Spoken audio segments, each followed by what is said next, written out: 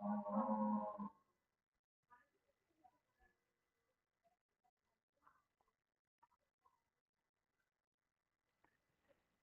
Students.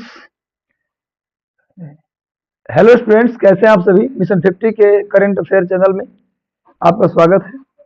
और हम लोग आज फिर से कुछ महत्वपूर्ण करंट अफेयर, बेहतरीन करंट अफेयर के साथ प्रेजेंट हैं। 10-12 मिनट फिर मैं लेट हो गया, इसके लिए मैं क्षमा प्रार्थी हूँ। और कोई बात नहीं, आज बेहतरीन करंट हम आपसे डिस्कस करने वाले हैं, तो सेशन को अधिकतम लोगों तक शेयर कर दीजिए। गुड इवनिंग सबको, गुड इवनिंग सबको, शुभकामनाएं। तो सेशन को अधिकतम शेयर कर दीजिए। आप लोगों के लिए आज बेहतरीन सेशन होने वाला है। आज करंट अफेयर की बेहतरीन सेशन होने वाला है। हमारा टारगेट है संघ लोक सेवा आयोग की 5 जून को होने वाली परीक्षा, और उत्तर प्रदेश पीसीएस 12 जून, और आरओ एआरओ मेंस, साथ ही साथ बीपीएस 67 और सीडीपीओ हमारा मेन टारगेट है। इसके अलावा कोशिश ये की गई है इस तरीके से करंट की व्यवस्था की जाए आपके लिए, ताकि आपको कोई भी एग्जाम भारत का देना हो तो करंट अफेयर के लिए कहीं और न जाना पड़े, बल्कि इस करंट अफेयर से आपका काम हो जाए। चलिए, सबको गुड इवनिंग, सबको गुड इवनिंग, सबको शुभकामनाएं, सबको आशीर्वाद। तो सब लोग जल्दी से जुड़ जाइए, सेशन से जल्दी जुड़ जाइए। 1000 व्यू, कंटिन्यूअस 1000 व्यू। जितना व्यू बढ़ेगा, जितना ज्यादा कंटिन्यू व्यू बढ़ेगा, मेरी जिम्मेवारी और बढ़ेगी। आपके लिए और बेहतर काम करेंगे हम। बस लगातार सेशन को शेयर कर दीजिए। एक दिन टेस्ट का भी रखिए, बिल्कुल इसका एक एमसीक्यू बनाएंगे। हम कोशिश कर रहे हैं कि आप सभी के लोगों का एमसीक्यू। श्वेता कुमारी गुड इवनिंग, निशांत रोशन जी गुड इवनिंग, जो बाइडेन जी बिल्कुल आईएएस बनना है, एकदम आईएएस बनना है, मेरी शुभकामनाएं, मेहनत करिए। अजय कुमार जी आशीर्वाद। चलिए, पिंकी कुमारी गुड इवनिंग, संजना कुमारी गुड इवनिंग, श्वेता कुमारी good evening, Brajesh Kumar ji good evening, Mohammad Masood रजा गुड इवनिंग, सबको गुड इवनिंग, सबको शुभकामनाएं। बिल्कुल पीडीएफ भी डाला जाएगा, पीडीएफ देंगे, थोड़ा सा रुक जाइए, आप पीडीएफ मिलेगा आपको। बस लगातार सब लोग सेशन को शेयर कर दीजिए। Kunal ji good evening, Meenu Kumari good evening, Shyam Kumar ji आशीर्वाद, शुभकामनाएं, शुभकामनाएं।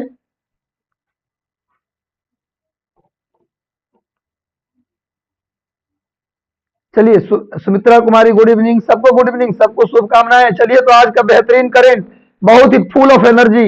Mission SDM, mission DSP, Uttar Pradesh Lok Seva आयोग, बिहार लोक सेवा आयोग, मिशन आईएएस एंड आईपीएस। हम जल्दी से शुरू करते हैं अपना सेशन इसी एनर्जी के साथ। 10 जनवरी को हाल ही में विश्व हिंदी दिवस मनाया गया। इसी महीने 10 जनवरी को विश्व हिंदी दिवस मनाया गया है, और राष्ट्रीय हिंदी दिवस मनाया जाता है 14 सितंबर को। 14 सितंबर को नेशनल हिंदी डे, मतलब कि राष्ट्रीय हिंदी दिवस मनाया जाता है 14 सितंबर को, और 10 जनवरी को मनाते हैं विश्व हिंदी दिवस। क्लियर है। सामने देखिए, 2022 का जो विश्व हिंदी दिवस मनाया गया है, ये देखिए सामने लिखा है। अब ये Vienna, embassy of India Vienna में मनाया गया है विश्व हिंदी दिवस 2022। हिंदी पोयम यहाँ पर देखिए, पूरी प्रोग्राम के बारे में दिया गया है यहाँ पर, इस फिगर में देख लीजिए आप। विश्व हिंदी दिवस 10 जनवरी और 14 सितंबर को हिंदी दिवस। भारत दुनिया का अकेला ऐसा देश है जहां आजादी के बाद अपने देश की भाषा को कम इज्जत दिया गया और दूसरे देश की भाषा अंग्रेजी को ज्यादा तरजीह दी गई। मैं अंग्रेजी का विरोधी नहीं हूं, किसी भाषा का विरोध करना भी गलत है, बल्कि विरोध में इसका करता हूं कि आप जबरन हमें अंग्रेजी पढ़ने को उकसाते हैं। आप ग्रुप डी से लेकर के आईएएस बनने तक कोई भी परीक्षा दीजिए तो आपको 5-7 अंग्रेजी के प्रश्न आपको गुजरना पड़ेगा। चपरासी से लेकर कलेक्टर बनने तक आपको अंग्रेजी आना जरूरी है। यह देश का दुर्भाग्य है। हिंदी दिवस मनाते जरूर हम हैं, हिंदी की कसम खाते हैं, हिंदी में शपथ लेते हैं, पर हिंदी के लिए कुछ करते धरते नहीं है। हिंदी में भाषण देने से, यूएनओ में, ऑस्ट्रेलिया में हिंदी में भाषण देने से क्या होता है? कुछ नहीं होता। जब तक आप रोजगार की भाषा, जब तक आप बाजार की भाषा, जब तक आप टेक्नोलॉजी की भाषा, जब तक आप विज्ञान की भाषा हिंदी को न बनाएंगे, हिंदी में सॉफ्टवेयर का विकास नहीं होगा, तब तक हिंदी का विकास नहीं हो सकता। हिंदी, अंग्रेजी थोपने का काम जो किया जाता है ये गलत है। अंग्रेजी इतनी ही जरूरत है, बहुत ज्यादा अंग्रेजी की जरूरत है हर पोस्ट के लिए, हर एक पद के लिए। तो ऐसा करिए ना, ट्रेनिंग सेंटर में ही 6 महीना बढ़ा दीजिए। आईएएस के ट्रेनिंग में भी 6 महीना बढ़ा दीजिए भाई, आईपीएस के ट्रेनिंग में भी 6 महीना बढ़ा दीजिए, वहीं अंग्रेजी सिखा दीजिए। इससे गांव और शहर के बीच फर्क खत्म हो जाएगा। पता चलता है कॉन्वेंट का लड़का यहीं पर लीड मार देता है, और जो गांव के लड़का सरकारी स्कूल से पढ़ने वाला वो बेचारा पिछड़ जाता है। तो ऐसे में सरकार को चाहिए कि सभी को बराबर तरजीह देते हुए लोकतंत्र की भावना को विकास करते हुए हिंदी और लोकल लैंग्वेज में एग्जाम्स लेने चाहिए, क्वालिटी परखना चाहिए, न कि भाषा का टेस्ट होना चाहिए, और अंग्रेजी वहीं पर सिखाना चाहिए ट्रेनिंग सेंटर में 6 महीने बढ़ाकर, ताकि हिंदी अंग्रेजी के फर्क दूर हो सके। चलिए अगले करंट अफेयर बढ़ते हैं हम लोग। 9 जनवरी को हाल ही में प्रवासी भारतीय दिवस मनाया गया है। प्रवासी भारतीय दिवस महात्मा गांधी जब भारत आए थे 9 जनवरी 1915 को, याद रखिएगा 9 जनवरी 1915 को गोपाल कृष्ण गोखले के सलाह पर महात्मा गांधी भारत आए थे साउथ अफ्रीका से। इसी उपलक्ष्य में 2003 से जब अटल बिहारी वाजपेयी जी की सरकार थी, तो 2003 से मनाया जा रहा है प्रवासी भारतीय दिवस। लक्ष्मीमल सिंघवी समिति के सिफारिश पर 9 जनवरी को यह दिवस महात्मा गांधी के 1915 में 9 जनवरी को भारत आगमन के फलस्वरूप मनाया जाता है। प्रवासी भारतीय दिवस 2003 से लक्ष्मीमल सिंघवी समिति के सिफारिश पर मनाया जा रहा है। इस समय अटल बिहारी वाजपेयी भारत के प्रधानमंत्री थे। भारत में दोहरी नागरिकता का प्रावधान भी लक्ष्मीमल सिंघवी समिति के सिफारिश पर लाया गया था। मतलब 9 जनवरी को जो हम मना रहे हैं प्रवासी भारतीय दिवस, ये महात्मा गांधी के भारत आने के उपलक्ष्य में मनाते हैं। 9 जनवरी प्रवासी भारतीय दिवस। प्रवासी भारतीय सम्मेलन पहले किया जाता था 9 से 11 जनवरी, लेकिन अब किया जाता है 7 से 9 जनवरी, यानी अब 7 से 9 जनवरी के बीच प्रवासी भारतीय सम्मेलन करते हैं, और 9 जनवरी को प्रवासी भारतीय दिवस मनाकर सम्मेलन का समापन कर दिया जाता है। इसको 2003 से मना रहे हैं। किस समिति की सिफारिश पर मना रहे हैं भाई? तो लक्ष्मीमल सिंघवी समिति। किसके सिफारिश पर मना रहे हैं हम? तो लक्ष्मीमल सिंघवी समिति के सिफारिश पर मना रहे हैं।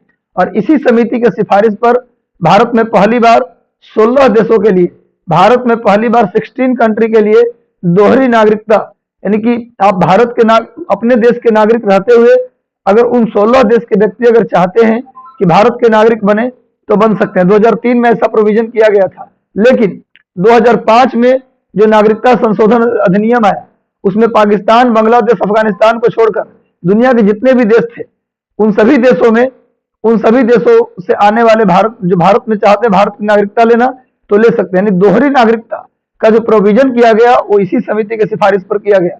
देखिए महात्मा गांधी का पिक्चर है। प्रवासी भारतीय दिवस इनके आगमन के खुशी में हम लोग 2003 से मनाते हैं। तो दुनिया में जितने भी भारतीय हैं जो कभी भारतीय थे और अब किसी और देश के नागरिक हो गए हैं, उनको बुलाया जाता है, उनको हम निमंत्रित करते हैं, उनको हम सम्मानित करते हैं और बोलते हैं भाई कि आपका ही ये देश है, भले ही आप अमेरिका में जाकर बस गए लेकिन आप आते जाते रहिएगा। खैर आगे बढ़ते हैं। अगला करंट अफेयर है भाई भरत सुब्रमण्यम एक व्यक्ति हैं। भरत सुब्रमण्यम भारत के 73वें ग्रैंड मास्टर बने हैं। 73rd चेस में पोस्ट होता है ग्रैंड मास्टर। तो भारत सुब्रमण्यम एक बच्चा है, वो भारत के 73rd ग्रैंड मास्टर बना है। ये देखिए इसका फिगर है, भरत सुब्रमण्यम का पिक है, यहाँ पर देख लीजिए आप। भारत के 73वें ग्रैंड मास्टर हैं। नोट कर लीजिएगा, भारत के 73वें 73rd ग्रैंड मास्टर कौन बने हैं? भरत सुब्रमण्यम बने हैं। नेक्स्ट आते हैं हम लोग अगले करंट अफेयर की ओर। खेलो इंडिया यूथ गेम्स 2022-23 की मेजबानी कौन करेगा? मध्य प्रदेश करेगा।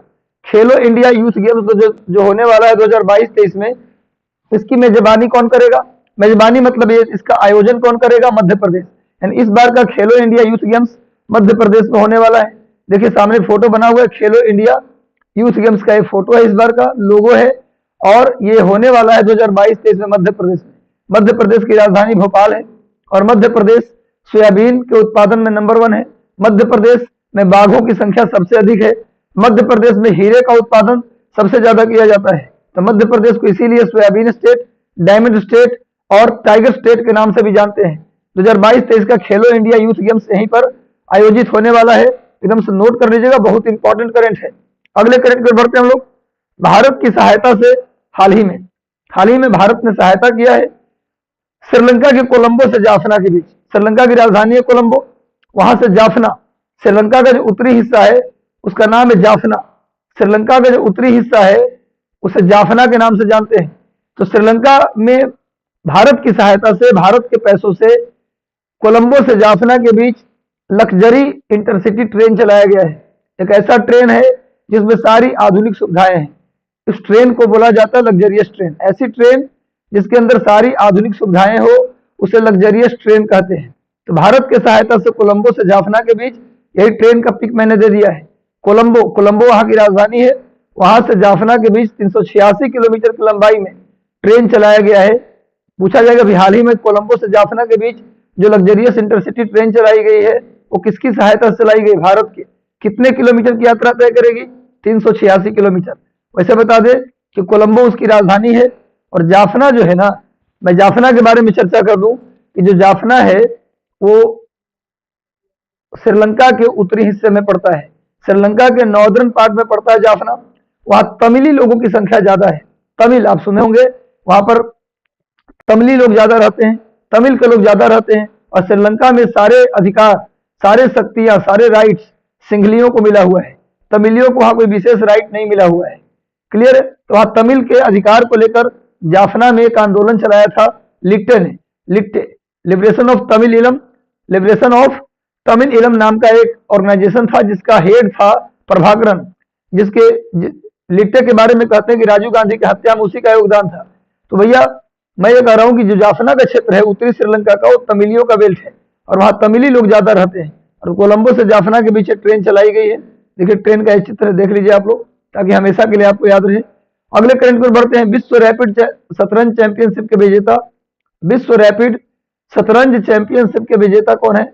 नेदिरबेक अब्दुस्तोरो। नेदिरबेक अब्दुस्तोरो विश्व रैपिड शतरंज चैंपियनशिप के विजेता हैं। इनका पिक देख लीजिए आप, यही है भाई। कौन है भाई ये? नेदिरबेक अब्दुस्तोरो। नेदिरबेक अब्दुस्तोरो का एक पिक है, देख लीजिए सामने आपके हैं। ये अभी बने हैं, क्या बने हैं? शतरंज के विश्व रैपिड शतरंज चैंपियनशिप के विजेता बने हैं नेदिरबेक अब्दुस्तोरो। यही सामने इनका फोटो है, देख लीजिए। अगले करंट पर बढ़ते हैं। उत्तर प्रदेश सरकार ने हाल ही में भारत और नेपाल की सीमा पर अपने 4 गांव को राजस्व गांव का दर्जा दिया है। उत्तर प्रदेश सरकार के जो 4 गांव हैं नेपाल और भारत की सीमा पर, उसे रेवेन्यू विलेज घोषित किया है। सरकार चाहती है तो कुछ जिले को, कुछ गांव को रेवेन्यू विलेज, रेवेन्यू डिस्ट्रिक्ट ऐसे घोषित करती है। तो रेवेन्यू विलेज घोषित होने का मतलब ये होता है कि भैया वहां पर सरकार की एक अलग व्यवस्था होगी, वहां पर एक अलग सिस्टम डेवलप किया जाएगा। तो 4 गांव भारत नेपाल की सीमा पर उत्तर प्रदेश सरकार ने 4 अलग अलग विलेज को राजस्व गांव यानी रेवेन्यू विलेज घोषित किया है। ये गांव कौन है भैया? तो भवानीपुर, दूसरा गांव है टेढ़िया, तीसरा गांव है ढाकिया और चौथा गांव है बिछिया। ये चारों गांव का नाम है भवानीपुर, टेढ़िया, ढाकिया और बिछिया। ये नेपाल भारत की सीमा पर है। इन 4 गांवों को उत्तर प्रदेश सरकार ने क्या दिया है? क्या दिया है? राजस्व विलेज का दर्जा। देखिए मैप दे दिया हूं, ये नेपाल का मैप है, ये उत्तर प्रदेश और नेपाल की सीमा है। उत्तर प्रदेश और नेपाल की बाउंड्री, यहाँ पर सिक्किम है, यहाँ पर भूटान है। अगर आप देखें तो ये आपका यहाँ पर उत्तराखंड की सीमा है, यहाँ पर उत्तराखंड की बाउंड्री है और यहाँ पर एक नदी बहती है। इस नदी का नाम है काली नदी। यहाँ पर एक नदी बहती है भाई, इस नदी का नाम क्या है? इस नदी का नाम है काली नदी। काली नदी। क्वेश्चन आता है कि भारत और नेपाल के बीच बाउंड्री बनाने वाली नदी कौन है? भारत और नेपाल के बीच बाउंड्री बनाने वाली नदी कौन है? काली नदी। ये काली रिवर है जो भारत और नेपाल के बीच क्या बनाता है? सीमा बनाता है। भारत और नेपाल के बीच सीमा बनाने वाली नदी कौन सी है? काली नदी है। नोट कर लीजिएगा, जो बनाती है उत्तराखंड और नेपाल की बाउंड्री। और ये हमारा उत्तर प्रदेश और नेपाल की सीमा है, तराई का बेल्ट है। यहाँ पर ये सिक्किम है, यहाँ पर ये भूटान है, क्लियर है।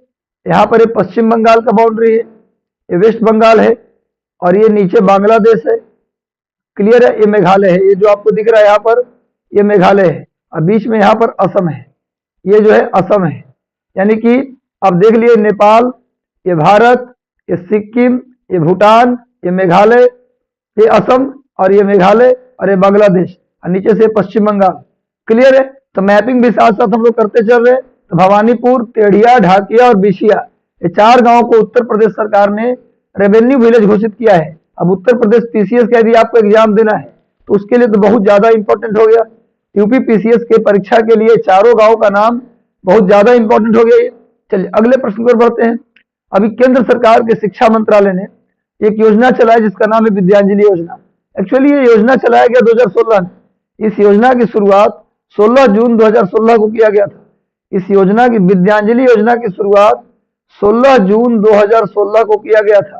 तब आप बोलेंगे सर इतना पहले की योजना है ये, तो ये करंट अफेयर में आप क्यों पढ़ा रहे हैं? इतना पुराना योजना को आप करंट अफेयर में सर क्यों पढ़ा रहे हैं? आप बोलेंगे सर करंट अफेयर में इस योजना को क्यों पढ़ा रहे हैं? क्यों पढ़ा रहे, देख लीजिए। विद्यांजलि योजना को शुरुआत में प्राथमिक शिक्षा के लिए लाया गया था, लेकिन इसे शिक्षा मंत्रालय के द्वारा अभी हाल ही में कहा गया है कि इसे उच्च शिक्षा में भी, इसको उच्च शिक्षा में भी लाया जाएगा।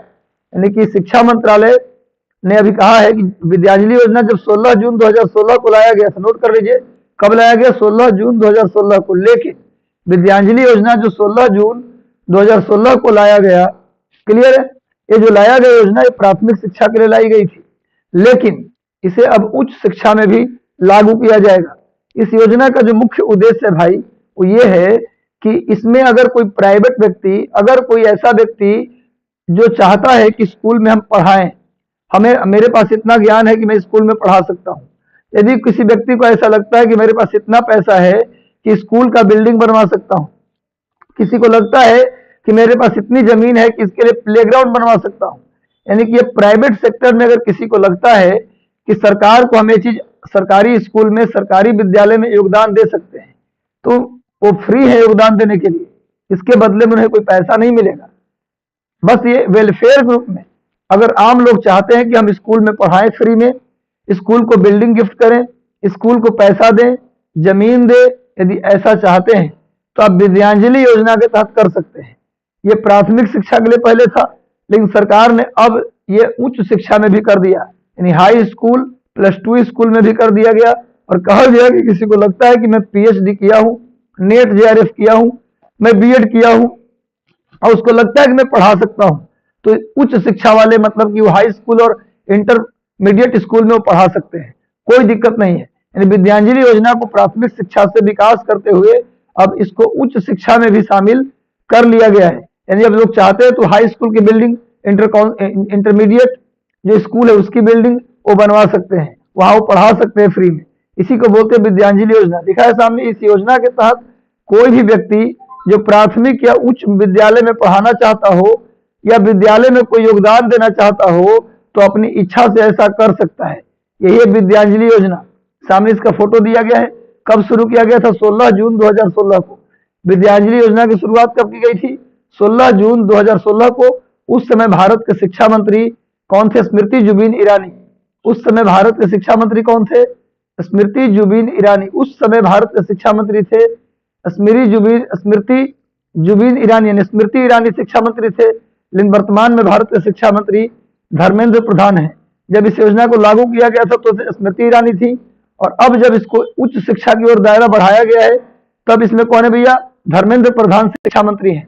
शिक्षा मंत्री को पहले मानव संसाधन विकास मंत्रालय के नाम से भी जानते थे, लेकिन जो 2020 में नई शिक्षा नीति आया, के कस्तूरी रंगन कमेटी की सिफारिश पर इसरो के पूर्व अध्यक्ष, इसरो के इंडियन स्पेस रिसर्च ऑर्गेनाइजेशन के पूर्व अध्यक्ष के कस्तूरी रंगन की अध्यक्षता में शिक्षा के विकास के लिए कमेटी बनी। उस कमेटी ने जो सिफारिश दिया, उसके सिफारिश के आधार पर ही क्या बनाया गया? ह्यूमन रिसोर्स मतलब HRD, human resource development ministry, मानव संसाधन विकास मंत्रालय का नाम बदलकर शिक्षा मंत्रालय कर दिया गया। ये किया गया नई शिक्षा नीति के तहत। तो जब विद्यांजलि योजना लाई गई थी उस समय शिक्षा मंत्री कौन थे? उस समय शिक्षा मंत्री थे स्मृति ईरानी। लेकिन अभी जब इसको उच्च शिक्षा में प्रसारित किया गया तो इसका शिक्षा मंत्री कौन है? धर्मेंद्र प्रधान। अगला है भाई 79th गोल्डन ग्लोब अवार्ड दिया गया है। 79th गोल्डन ग्लोब अवार्ड बोला जाता है ऑस्कर पुरस्कार के जैसा ही अवार्ड है। गोल्डन ग्लोब अवार्ड ऐसा माना जाता है जिस फिल्म को गोल्डन ग्लोब अवार्ड मिला है, फिल्म के सेक्टर में यह अवार्ड किस सेक्टर में दिया जाता है? फिल्म के सेक्टर में दिया जाता है। कहा जाता है कि जिस व्यक्ति को, जिस एक्टर को, जिस एक्ट्रेस को गोल्डन ग्लोब अवार्ड मिल जाता है, वो जो एक्ट्रेस है ऐसी संभावना होती है उसी को इस बार ऑस्कर मिलेगा। गोल्डन ग्लोब अवार्ड जिसको मिलता है ऐसा माना जाता है कि लगभग अब तय है उसको ऑस्कर मिलेगा। गोल्डन ग्लोब अवार्ड जनवरी महीने में हर साल दिया जाता है। इस साल 2022 में भी जनवरी में दिया गया। और ऑस्कर पुरस्कार हर साल फरवरी महीने के 10 तारीख को दिया जाता है। 10 फरवरी को हर साल ऑस्कर पुरस्कार दिया जाता है। और जनवरी में हर साल गोल्डन ग्लोब अवार्ड दिया जाता है। ऐसा माना जाता है कि गोल्डन ग्लोब अवार्ड जो है जिसको मिलेगा वही व्यक्ति आगे चल के उसको ऑस्कर मिल सकता है। तो भाई देख लीजिए आप लोग, एक गोल्डन ग्लोब अवार्ड का फिक मैंने बना दिया है। और बता दूं आप लोगों को किसको मिला है बेस्ट एक्टर का अवार्ड। बेस्ट एक्टर का अवार्ड मिला है बिल स्मिथ को। बेस्ट एक्टर का अवार्ड नोट कर लीजिए, गोल्डन ग्लोब में बेस्ट एक्टर का अवार्ड बिल स्मिथ को मिला है। अब बताइए, अभी सब नाम पहले ही आप याद कर लीजिए, जब ऑस्कर मिलेगा तो तय मानिए इसमें से एक दो नाम रहेगा। ऐसे कोई जरूरी नहीं कि जिसको गोल्डन ग्लोब मिला उसी को मिलेगा ऑस्कर, लेकिन ज्यादा चांस होता है जिसको गोल्डन ग्लोब अवार्ड मिल जाता है अगला ऑस्कर भी उसी को मिलेगा। तो गोल्डन ग्लोब में जो 79th गोल्डन ग्लोब अवार्ड मिला है उसमें बेस्ट एक्टर का अवार्ड मिला है बिल स्मिथ को। बेस्ट एक्ट्रेस का अवार्ड मिला है निकोल किडमैन। निकोल किडमैन को मिला है बेस्ट एक्ट्रेस का अवार्ड और बिल स्मिथ को मिला है बेस्ट एक्टर। सर्वश्रेष्ठ अभिनेता का पुरस्कार बिल स्मिथ और सर्वश्रेष्ठ अभिनेत्री का पुरस्कार निकोल किडमैन। बेस्ट डायरेक्टर का अवार्ड मिला है जैन कैपियन। जेन कैपियन को बेस्ट डायरेक्टर का अवार्ड मिला है और बेस्ट फिल्म का अवार्ड मिला है power of the dog. Power of the dog ये फिल्म है, इसको मिला है बेस्ट फिल्म का अवार्ड। बेस्ट डायरेक्टर का अवार्ड जेन कैपियन, बेस्ट एक्ट्रेस का अवार्ड निकोल किडमैन और बेस्ट एक्टर का अवार्ड बिल स्मिथ। ये मिला है गोल्डन ग्लोब। इनका नाम याद कर लीजिए, इनमें से ही ऑस्कर में कुछ ना कुछ रहेगा। आगे चलते हैं। अभी हाल ही में कजाकिस्तान में ईंधन की बढ़ी कीमत के कारण आपातकाल लगाया गया। क्वेश्चन आ सकता है कि किस देश में अभी ईंधन की बढ़ी हुई कीमत को लेकर आपातकाल की घोषणा की गई है। किस देश में आपातकाल की घोषणा की? एक्चुअली इतना ज्यादा ईंधन की कीमत, पेट्रोल की, गैस की कीमत इतना ज्यादा बढ़ गया कजाकिस्तान में कि वहां लोग सड़कों पर उतर गए, हंगामा करने लगे। इतना ज्यादा हंगामा बढ़ा कि वहां की सरकार को आपातकाल लगाना पड़ा, इमरजेंसी लगाना पड़ा। कजाकिस्तान की राजधानी नूर सुल्तान, वहां के पहले और पूर्व राष्ट्रपति नूर सुल्तान नजरबायेव के नाम पर कजाकिस्तान की राजधानी का नाम कर दिया गया है नूर सुल्तान। कजाकिस्तान की राजधानी का है नूर सुल्तान है। अभी हाल ही में ईंधन की बढ़ी हुई कीमत को लेकर उस देश में आपातकाल घोषित किया गया है। अगले करंट अफेयर बढ़ते हैं। World CEO of the year का पुरस्कार 2021 में किशोर कुमार एडम को दिया गया है। World CEO of the year का अवार्ड किशोर कुमार एडम, देखिए सामने पिक इनका मैं दिखा दिया हूं। किशोर कुमार एडम जी को इस बार क्या मिला है भाई? तो world CEO of the year का पुरस्कार मिला है किशोर कुमार एडम को। तो चलिए सेशन के साथ जल्दी से सब लोग जुड़ जाइए, सेशन के साथ जल्दी से सब लोग जुड़ जाइए और मैक्सिमम लोगों को सेशन शेयर कर दीजिए। सेशन मैक्सिमम लोगों को शेयर कर दीजिए और सेशन के साथ मैक्सिमम लोग जुड़ जाइए। मैक्सिमम लोग सेशन को शेयर कर दीजिए, सेशन को लगातार शेयर कर दीजिए। जितना शेयर करेंगे, जितने व्यूज, करंट व्यूज होगा, उतना ज्यादा मैं आपके लिए मेहनत करूंगा। और मेहनत होगी, मेहनत मेहनत मेहनत, इसके सिवा कोई विकल्प नहीं। दुनिया की सारी बातों को इग्नोर करना होगा, आपको भी करना होगा। जब आप बड़ी तैयारी करने शुरू करते हैं, बड़े परीक्षाओं की तैयारी शुरू करते हैं, तो आपके लिए आपके अड़ोसी पड़ोसी जो है गॉसिप शुरू कर देते हैं, आप पर कमेंट करते हैं। उन कमेंट्स को इग्नोर करना होगा और दिखाना होगा कि अंधेरा के बाद अंधेरा, तेरी औकात इतनी नहीं तुम उजालों को रोक सके। अंधेरा, तेरी औकात इतनी नहीं कि तुम उजालों को रोक सके। लाख कर दो बुराई हम सुन लेंगे, लेकिन अपनी मेहनत से हम डिगेंगे नहीं, सफलता लेके दिखाएंगे। तो सबको जोड़ लीजिए, मैक्सिमम सेशन को शेयर कर दीजिए। कम से कम 1000, 2000, 5000 जितने भी लोग उत्तर प्रदेश, बिहार और उत्तराखंड के लोग तैयारी कर रहे हैं, हरियाणा के लोग तैयारी कर रहे हैं, राजस्थान की तैयारी कर रहे हैं, सभी लोग वीडियो को शेयर कीजिए। इससे बड़ा, इससे ज्यादा कहीं भी करंट अफेयर आपको नहीं मिलेगा। जो करंट मैं दे रहा हूं वो सभी परीक्षाओं के लिए उपयुक्त और रिलेवेंट करंट है। आप उत्तर प्रदेश, राजस्थान, हरियाणा, बिहार, झारखंड, मध्य प्रदेश, किसी भी राज्य का पीसीएस दे रहा हो तो एकदम समझिए कि एनफ करंट अफेयर है। और 5 जून का यूपीएससी भी हमारा टारगेट है। तो ये किशोर कुमार एडम को सीईओ ऑफ द ईयर का अवार्ड मिला है। अगला चलते हैं। अभी हाल ही में एयरटेल पेमेंट बैंक को आरबीआई ने शेड्यूल बैंक का दर्जा दिया है, अनुसूचित बैंक का दर्जा मिला है। एयरटेल पेमेंट बैंक को आरबीआई की तरफ से, रिजर्व बैंक ऑफ इंडिया की तरफ से शेड्यूल बैंक का दर्जा मिला है। देखिए यही एयरटेल पेमेंट बैंक है, देख लीजिए सामने, एयरटेल पेमेंट बैंक, इसे मिला है शेड्यूल बैंक का दर्जा। किसी भी बैंक को अनुसूचित बैंक, अधिसूचित बैंक, कमर्शियल बैंक, इन सब का दर्जा कौन देता है? आरबीआई। कमर्शियल बैंक का दर्जा कौन देता है? आरबीआई। तो अनुसूचित बैंक जो शेड्यूल बैंक है उसका दर्जा मिला है एयरटेल पेमेंट बैंक को, नोट कर लीजिएगा। वैसे इससे पहले पोस्ट ऑफिस को भी मिला था अनुसूचित बैंक का दर्जा, पोस्ट ऑफिस बैंक को भी मिला था, इससे पहले बंधन बैंक को मिला था, इसके बाद मिला था आईडीएफसी को, IDFC, Bandhan bank, Airtel payment bank, post office bank, इन सब को शेड्यूल बैंक का दर्जा मिल चुका है आरबीआई के द्वारा। ये एयरटेल पेमेंट बैंक का पिक है, देख लीजिए आप लोग। अगला करंट अफेयर है गांधी के हत्यारे, the making of Nathuram Godse and his ideas of India. Question है, ये किताब का नाम है गांधी के हत्यारे, the making of Nathuram Godse and his idea of India. Idea of India ये बुक का नाम है, इतना बड़ा नाम है बुक का। ये पुस्तक किसने लिखी है? तो धीरेन्द्र कुमार झा ने लिखी है। देखिए सामने इस पुस्तक का पिक मैंने दिया है, ये धीरेन्द्र कुमार झा है, ये भाई साहब हैं जो धीरेन्द्र कुमार झा हैं, इन्होंने किताब लिखी है। क्या लिखा भैया? गांधी के हत्यारे, the making of Nathuram, the making of Nathuram Godse and his idea of India, the making of Nathuram Godse and his idea of India. Note कर लीजिए किताब किसने लिखी है? धीरेन्द्र कुमार झा ने बुक लिखी है। आगे आते हैं नेक्स्ट, अगले करंट पर बढ़ते हैं। पाकिस्तान के सुप्रीम कोर्ट की पहली महिला जज बनने का गौरव आयशा मलिक को प्राप्त हुआ है। आयशा मलिक पाकिस्तान की पहली महिला जज बनी है, पाकिस्तान की पहली महिला जज बनी है आयशा मलिक। क्लियर है? अभी हाल ही में मैंने बताया था एक ट्रांसजेंडर पाकिस्तान की पहली महिला डॉक्टर बनी है, जरा खान। जरा जो है वो क्या बनी है? जरा बनी है पाकिस्तान की पहली ट्रांसजेंडर डॉक्टर। और आयशा मलिक सुप्रीम कोर्ट की जज बनने वाली पहली महिला है। आयशा पाकिस्तान के सुप्रीम कोर्ट की पहली महिला जज बनने का गौरव किसे मिला है? आयशा मलिक को मिला है।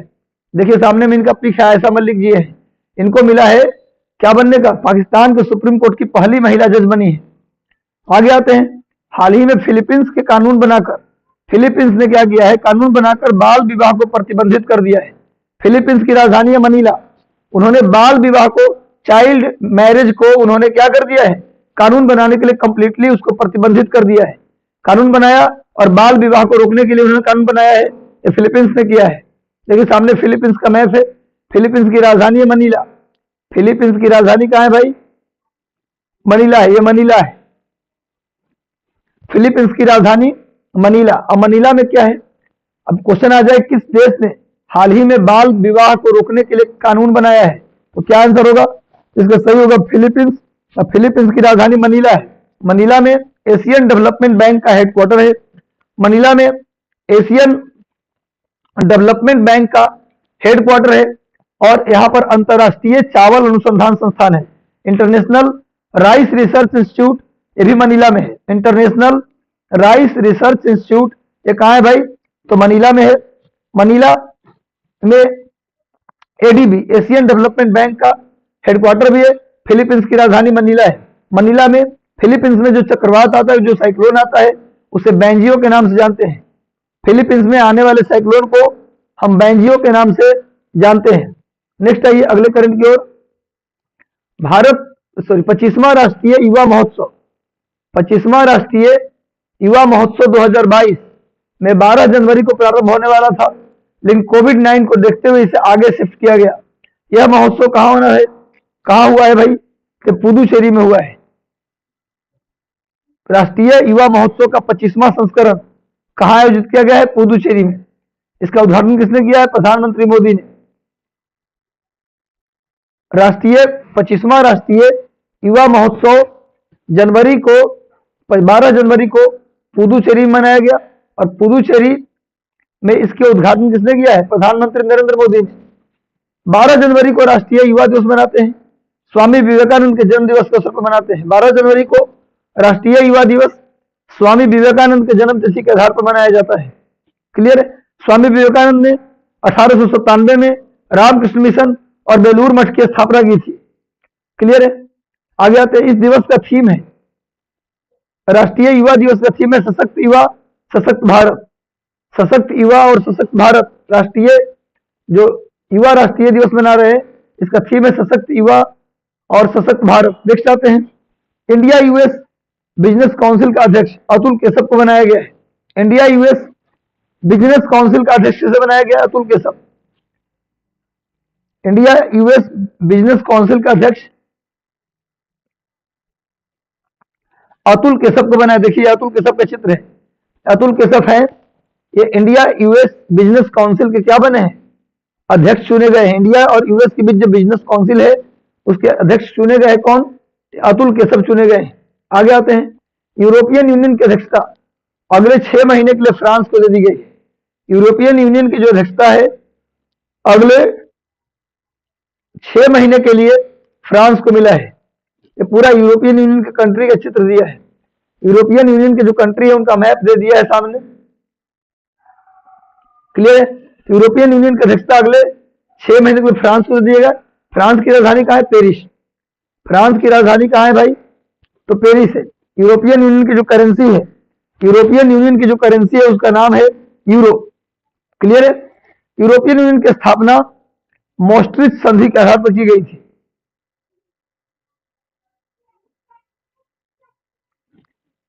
मॉस्ट्रिच संधि के अनुसार 1992 में की गई थी। यूरोपियन यूनियन की करेंसी यूरो है। जिस देश के पास यूरो करेंसी होती है उसे यूरो जोन के नाम से जाना जाता है, क्लियर है। यूरो जोन, यूरोपियन यूनियन में टोटल कितने मेंबर है, 28 मेंबर है। यूरोपियन यूनियन में टोटल 28 मेंबर है और यूरोपियन यूनियन की स्थापना मॉस्ट्रिच संधि के आधार पर किया गया था। नीदरलैंड में एक प्लेस है मॉस्ट्रिच, वहीं पर मीटिंग हुई थी और उसी मीटिंग में यूरोपियन यूनियन की स्थापना की घोषणा की गई 1992 में। यूरोपियन यूनियन की करेंसी का नाम है यूरो और जिस देश में यूरो होता है, क्लियर है, जिस देश में यूरो होता है उन देश के ग्रुप को यूरो जोन कहते हैं।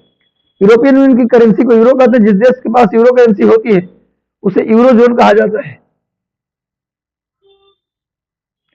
नेक्स्ट आइए, बिहार विभूति सम्मान इस वर्ष किसको दिया गया है, रोहित कुमार को।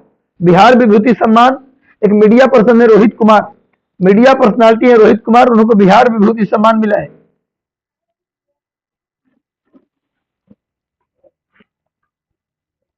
यही रोहित कुमार यही है, नोट कर लीजिए आप लोग। नेक्स्ट आते हैं, आगे आते हैं हम लोग। दिल्ली विश्वविद्यालय के कालिंदी कॉलेज, ये कालिंदी कॉलेज है, दिल्ली यूनिवर्सिटी के कालिंदी कॉलेज में ट्रांसजेंडर के लिए अलग से प्रकोष्ठ बनाया गया है। ट्रांसजेंडर के लिए अलग से डिपार्टमेंट बनाया गया है। दिल्ली विश्वविद्यालय के कॉलेज है कालिंदी कॉलेज, वहां विकलांगों के लिए अलग विश्वविद्यालय, देख रहे हैं आप, ये कालिंदी कॉलेज है। चलिए सब लोग जल्दी से उत्तर दीजिए, सब लोग जल्दी जल्दी उत्तर दीजिए, सभी लोग जल्दी से उत्तर दीजिए और सब लोग जल्दी से जुड़ जाइए। मैक्सिमम लोग को जोड़ लीजिए, जल्दी जल्दी सेशन को शेयर कर दो मेरे भाई। हमारे अंदर एनर्जी का कारण होगा शेयरिंग। आप जितना शेयर करोगे उतना ज्यादा हमारे लिए ज्यादा एनर्जी का कारण बनेगा, आपके लिए और ज्यादा बेहतर काम होंगे। जल्दी से शेयर कर दो। यूरोपियन यूनियन में कितने मेंबर, यूरोपियन यूनियन में टोटल कितने मेंबर भाई, यूरोपियन यूनियन में टोटल कितने मेंबर,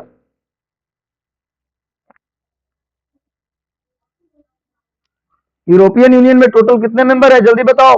28 मेंबर। जल्दी शेयर कर दो, मजा एकदम एनर्जेटिक तरीके से बने रहो।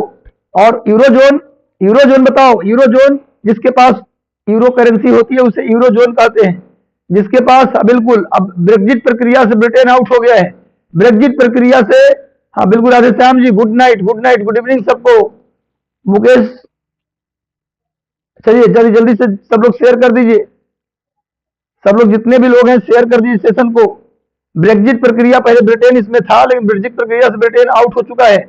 यूरो जोन, अब एक क्वेश्चन आपसे मैं एक्स्ट्रा पूछ रहा हूं, जल्दी से उत्तर तो, देख रहा हूं कौन क्या सही उत्तर देता है नहीं। यूरो जोन में कितने मेंबर हैं, यूरोपियन यूनियन में तो ठीक है 27 से 28 मेंबर हैं। बताओ यूरो जोन कितने लोगों के पास यूरो है। बिल्कुल, जो बाइडेन जी ने सही बताया, 19 लोग। 19 देश है जिसके पास यूरो करेंसी है, 19 देश है जिसके पास यूरो करेंसी है। इसे यूरो जोन के नाम से जानते हैं। चलिए जल्दी से अगले प्रश्न पर बढ़ते हैं। अगला करंट अफेयर देखो भाई, पूर्वोत्तर रेलवे है, इसने लखनऊ मंडल के साथ मिलकर उसके सहयोग से सहयोग नामक एक एप्लीकेशन बनाया, मोबाइल एप्लीकेशन। पूर्वोत्तर रेलवे, ईस्टर्न रेलवे ने लखनऊ मंडल के साथ मिलकर एक एप्लीकेशन बनाया जिसका नाम है सहयोग एप्लीकेशन। ये एप्लीकेशन क्या करेगा भाई, पूर्वोत्तर रेलवे में काम करने वाले कर्मचारी के आश्रितों को हर प्रकार से मदद पहुंचाएगा, जिसमें कर्मचारी के मौत के बाद उनके परिवार को मिलने वाला अनुकंपा पर नौकरी, उनके पेंशन, सभी इस एप्लीकेशन के माध्यम से आसानी से उन्हें प्राप्त हो सकेगा। मतलब एक तरह से पूर्वोत्तर रेलवे ने बनाया है एप्लीकेशन जिसका नाम है सहयोग एप्लीकेशन। इसके माध्यम से पूर्वोत्तर रेलवे में काम करने वाले जितने भी कर्मचारी हैं, उनके रिटायर के बाद उनको पेंशन संबंधी जो दिक्कत होती थी, इस एप्लीकेशन के माध्यम से उनको पेंशन संबंधी समस्याएं जो था वो दूर हो जाएगा। साथ साथ यदि व्यक्ति कोई नौकरी में रहते मर जाता है तो उसके आश्रित को, परिवार वालों को नौकरी जो देना है, कैसे उनको नौकरी मिलेगी, इस एप्लीकेशन से आसानी से वो नौकरी तक पहुंच सकते हैं। तो पूरा काम किया है पूर्वोत्तर रेलवे ने, सहयोग नामक एप्लीकेशन डेवलप किया है। नेक्स्ट आइए, यूरोपियन संसद के वर्तमान अध्यक्ष डेविड सासोली का निधन हो गया है। यूरोपियन संसद के जो वर्तमान अध्यक्ष हैं डेविड सासोली, ये उनका पिक है भाई, ये इटली के रहने वाले थे। डेविड सासोली कहाँ के रहने वाले थे? इटली का। इनका पद पे रहते ही मृत्यु हो गया है। इनका पद पे रहते डेविड सासोली का निधन हो गया है। यह 2019 से, ये 2019 से यूरोपियन संसद के अध्यक्ष थे। यूरोपियन संसद का मुख्यालय बेल्जियम की राजधानी ब्रुसेल्स में है। यूरोपियन संसद, यूरोपियन पार्लियामेंट का जो हेडक्वार्टर है वो कहाँ है भैया? बेल्जियम की राजधानी ब्रुसेल्स में है। और ये इटली के रहने वाले थे। यूरोपियन संसद के अध्यक्ष थे डेविड सासोली। इनका निधन हो गया पद पे रहते। आगे आते 28 जुलाई से 8 अगस्त के बीच बर्मिंघम में होने वाला राष्ट्रमंडल खेल में भारतीय टीम की अध्यक्षता राकेश आनंद के द्वारा किया जाएगा।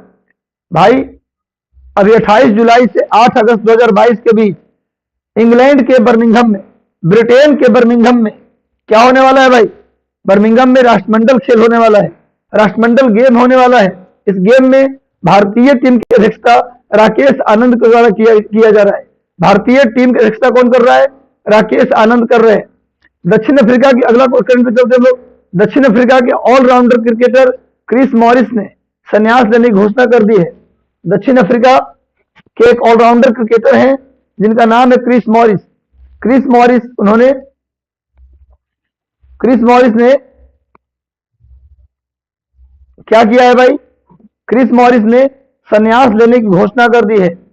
संन्यास लेने की घोषणा कर दी है। कहां के प्लेयर हैं क्रिस मॉरिस? कहां के प्लेयर हैं जल्दी बताओ?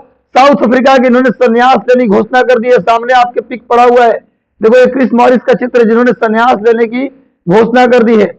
आगे आते अगले करंट की ओर। अंतरराष्ट्रीय सौर गठबंधन का 102वां सदस्य एंटीगुआ बारमूडा बना है। टोटल कितने सदस्य हो गए? अंतरराष्ट्रीय सोलर अलायंस में टोटल कितने मेंबर हो गए? 102। क्वेश्चन आ जाएगा कि अंतरराष्ट्रीय सौर गठबंधन का उसमें शामिल होने वाला नया देश कौन है? तो एंटीगुआ बारमूडा। एंटीगुआ बारमूडा उसमें 102वां सदस्य जो जुड़ा है। अंतरराष्ट्रीय सौर गठबंधन की स्थापना 2018 में, अंतरराष्ट्रीय सौर गठबंधन इंटरनेशनल सोलर अलायंस, इसकी स्थापना 2018 में की गई थी। प्रधानमंत्री नरेंद्र मोदी और फ्रांस के राष्ट्रपति इमैनुअल मैक्रोन की मदद से ये दोनों ने मिलकर ISA इंटरनेशनल सोलर अलायंस का स्थापना किया। इंटरनेशनल सोलर अलायंस का सचिवालय भारत के गुड़गांव, हरियाणा के गुड़गांव में बनाया गया है। इंटरनेशनल सोलर अलायंस का जो सचिवालय है, सेक्रेटेरिएट है, जहां से वो काम करेगा, वो कहां बनाया गया? भारत के गुड़गांव में बनाया गया है। मोदी जी का मानना था कि कर्क रेखा से मकर रेखा के बीच, कर्क रेखा मतलब 23.5 डिग्री नॉर्थ लैटिट्यूड, मकर रेखा मतलब 23.5 डिग्री साउथ लैटिट्यूड, यानी 23.5 डिग्री उत्तरी अक्षांश और 23.5 डिग्री दक्षिणी अक्षांश के बीच टोटल 121 देश पड़ते हैं। टोटल कितने देश आते हैं? 121 देश। और यहाँ सूरज के प्रकाश साल के 8 से 9 महीने हमेशा चमकते रहता है। बादल वाला आकाश नहीं होता, पूरे साल के 8 महीने सूरज का प्रकाश चमकते रहता है। ऐसे में इन देशों के द्वारा अगर सोलर एनर्जी का यूज किया जाता है तो उससे न सिर्फ पॉल्यूशन कमेगा बल्कि हमारा जो कोयला का भंडार है, पेट्रोलियम का भंडार है, वो भी दुरुस्त होगा। तो कहने का मतलब यह है कि इंटरनेशनल सोलर अलायंस 2018 में बना है, लेकिन इसमें शामिल होने वाला कितना देश हो गया? टोटल 102वां देश कौन शामिल हुआ? Antigua Bermuda. देखिए यहां पर एंटीगुआ का चित्र दिया हुआ है।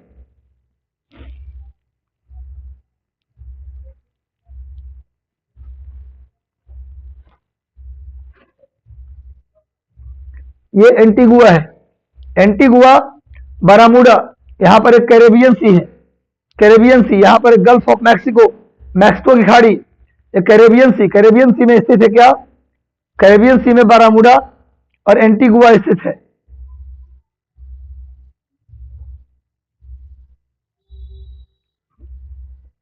अंतरराष्ट्रीय सौर गठबंधन की स्थापना भारत और फ्रांस के सहयोग से किया गया था।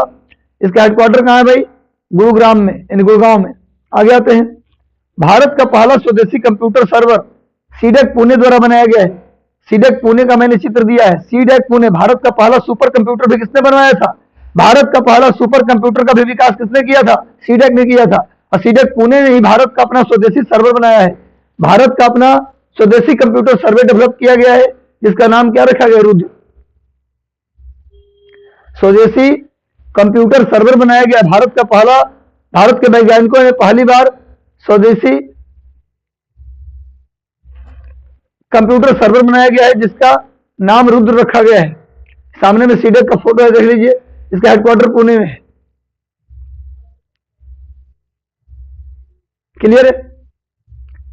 7 जनवरी 2022 को ई प्रशासन पर 24वां राष्ट्रीय सम्मेलन हैदराबाद में आयोजित किया गया है। 7 जनवरी 2022 को ई प्रशासन पर, इलेक्ट्रॉनिक एडमिनिस्ट्रेशन पर 24वां राष्ट्रीय सम्मेलन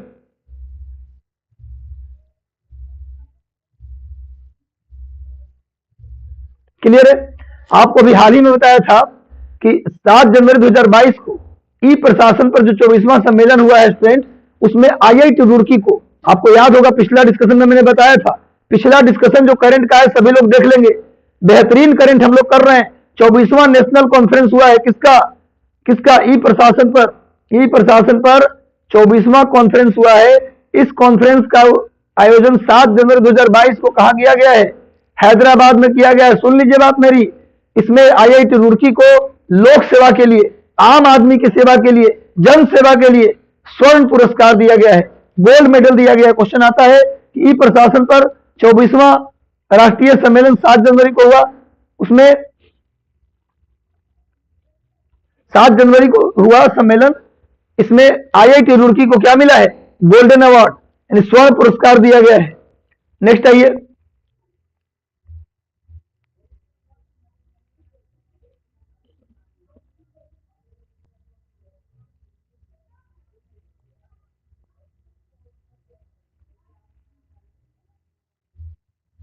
चलो सब लोग जवाब दो जल्दी से, जल्दी से सभी लोग जवाब दो, जल्दी से सभी लोग उत्तर दीजिए, जल्दी जल्दी जल्दी जल्दी आंसर कीजिए भाई लोग, आप लोग जल्दी जल्दी उत्तर कीजिए इसका।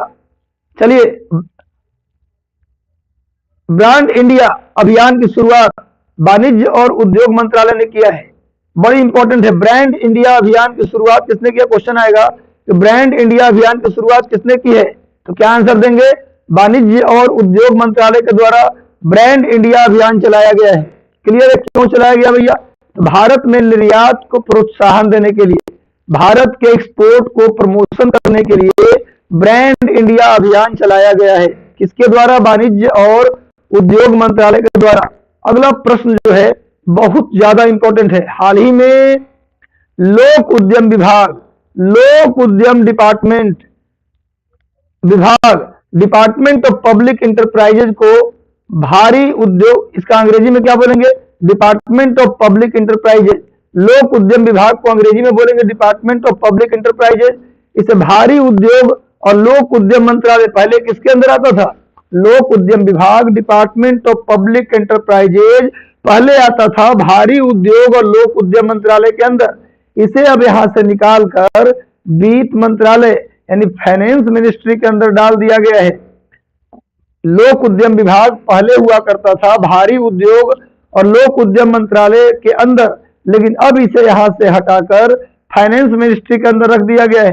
यही हमारी फाइनेंस मिनिस्टर है निर्मला सीतारमण। वर्तमान में भारत के फाइनेंस मिनिस्टर कौन है? निर्मला सीतारमण। वर्तमान में वित्त मंत्रालय के अंतर्गत अब कितने विभाग हो गए? 6।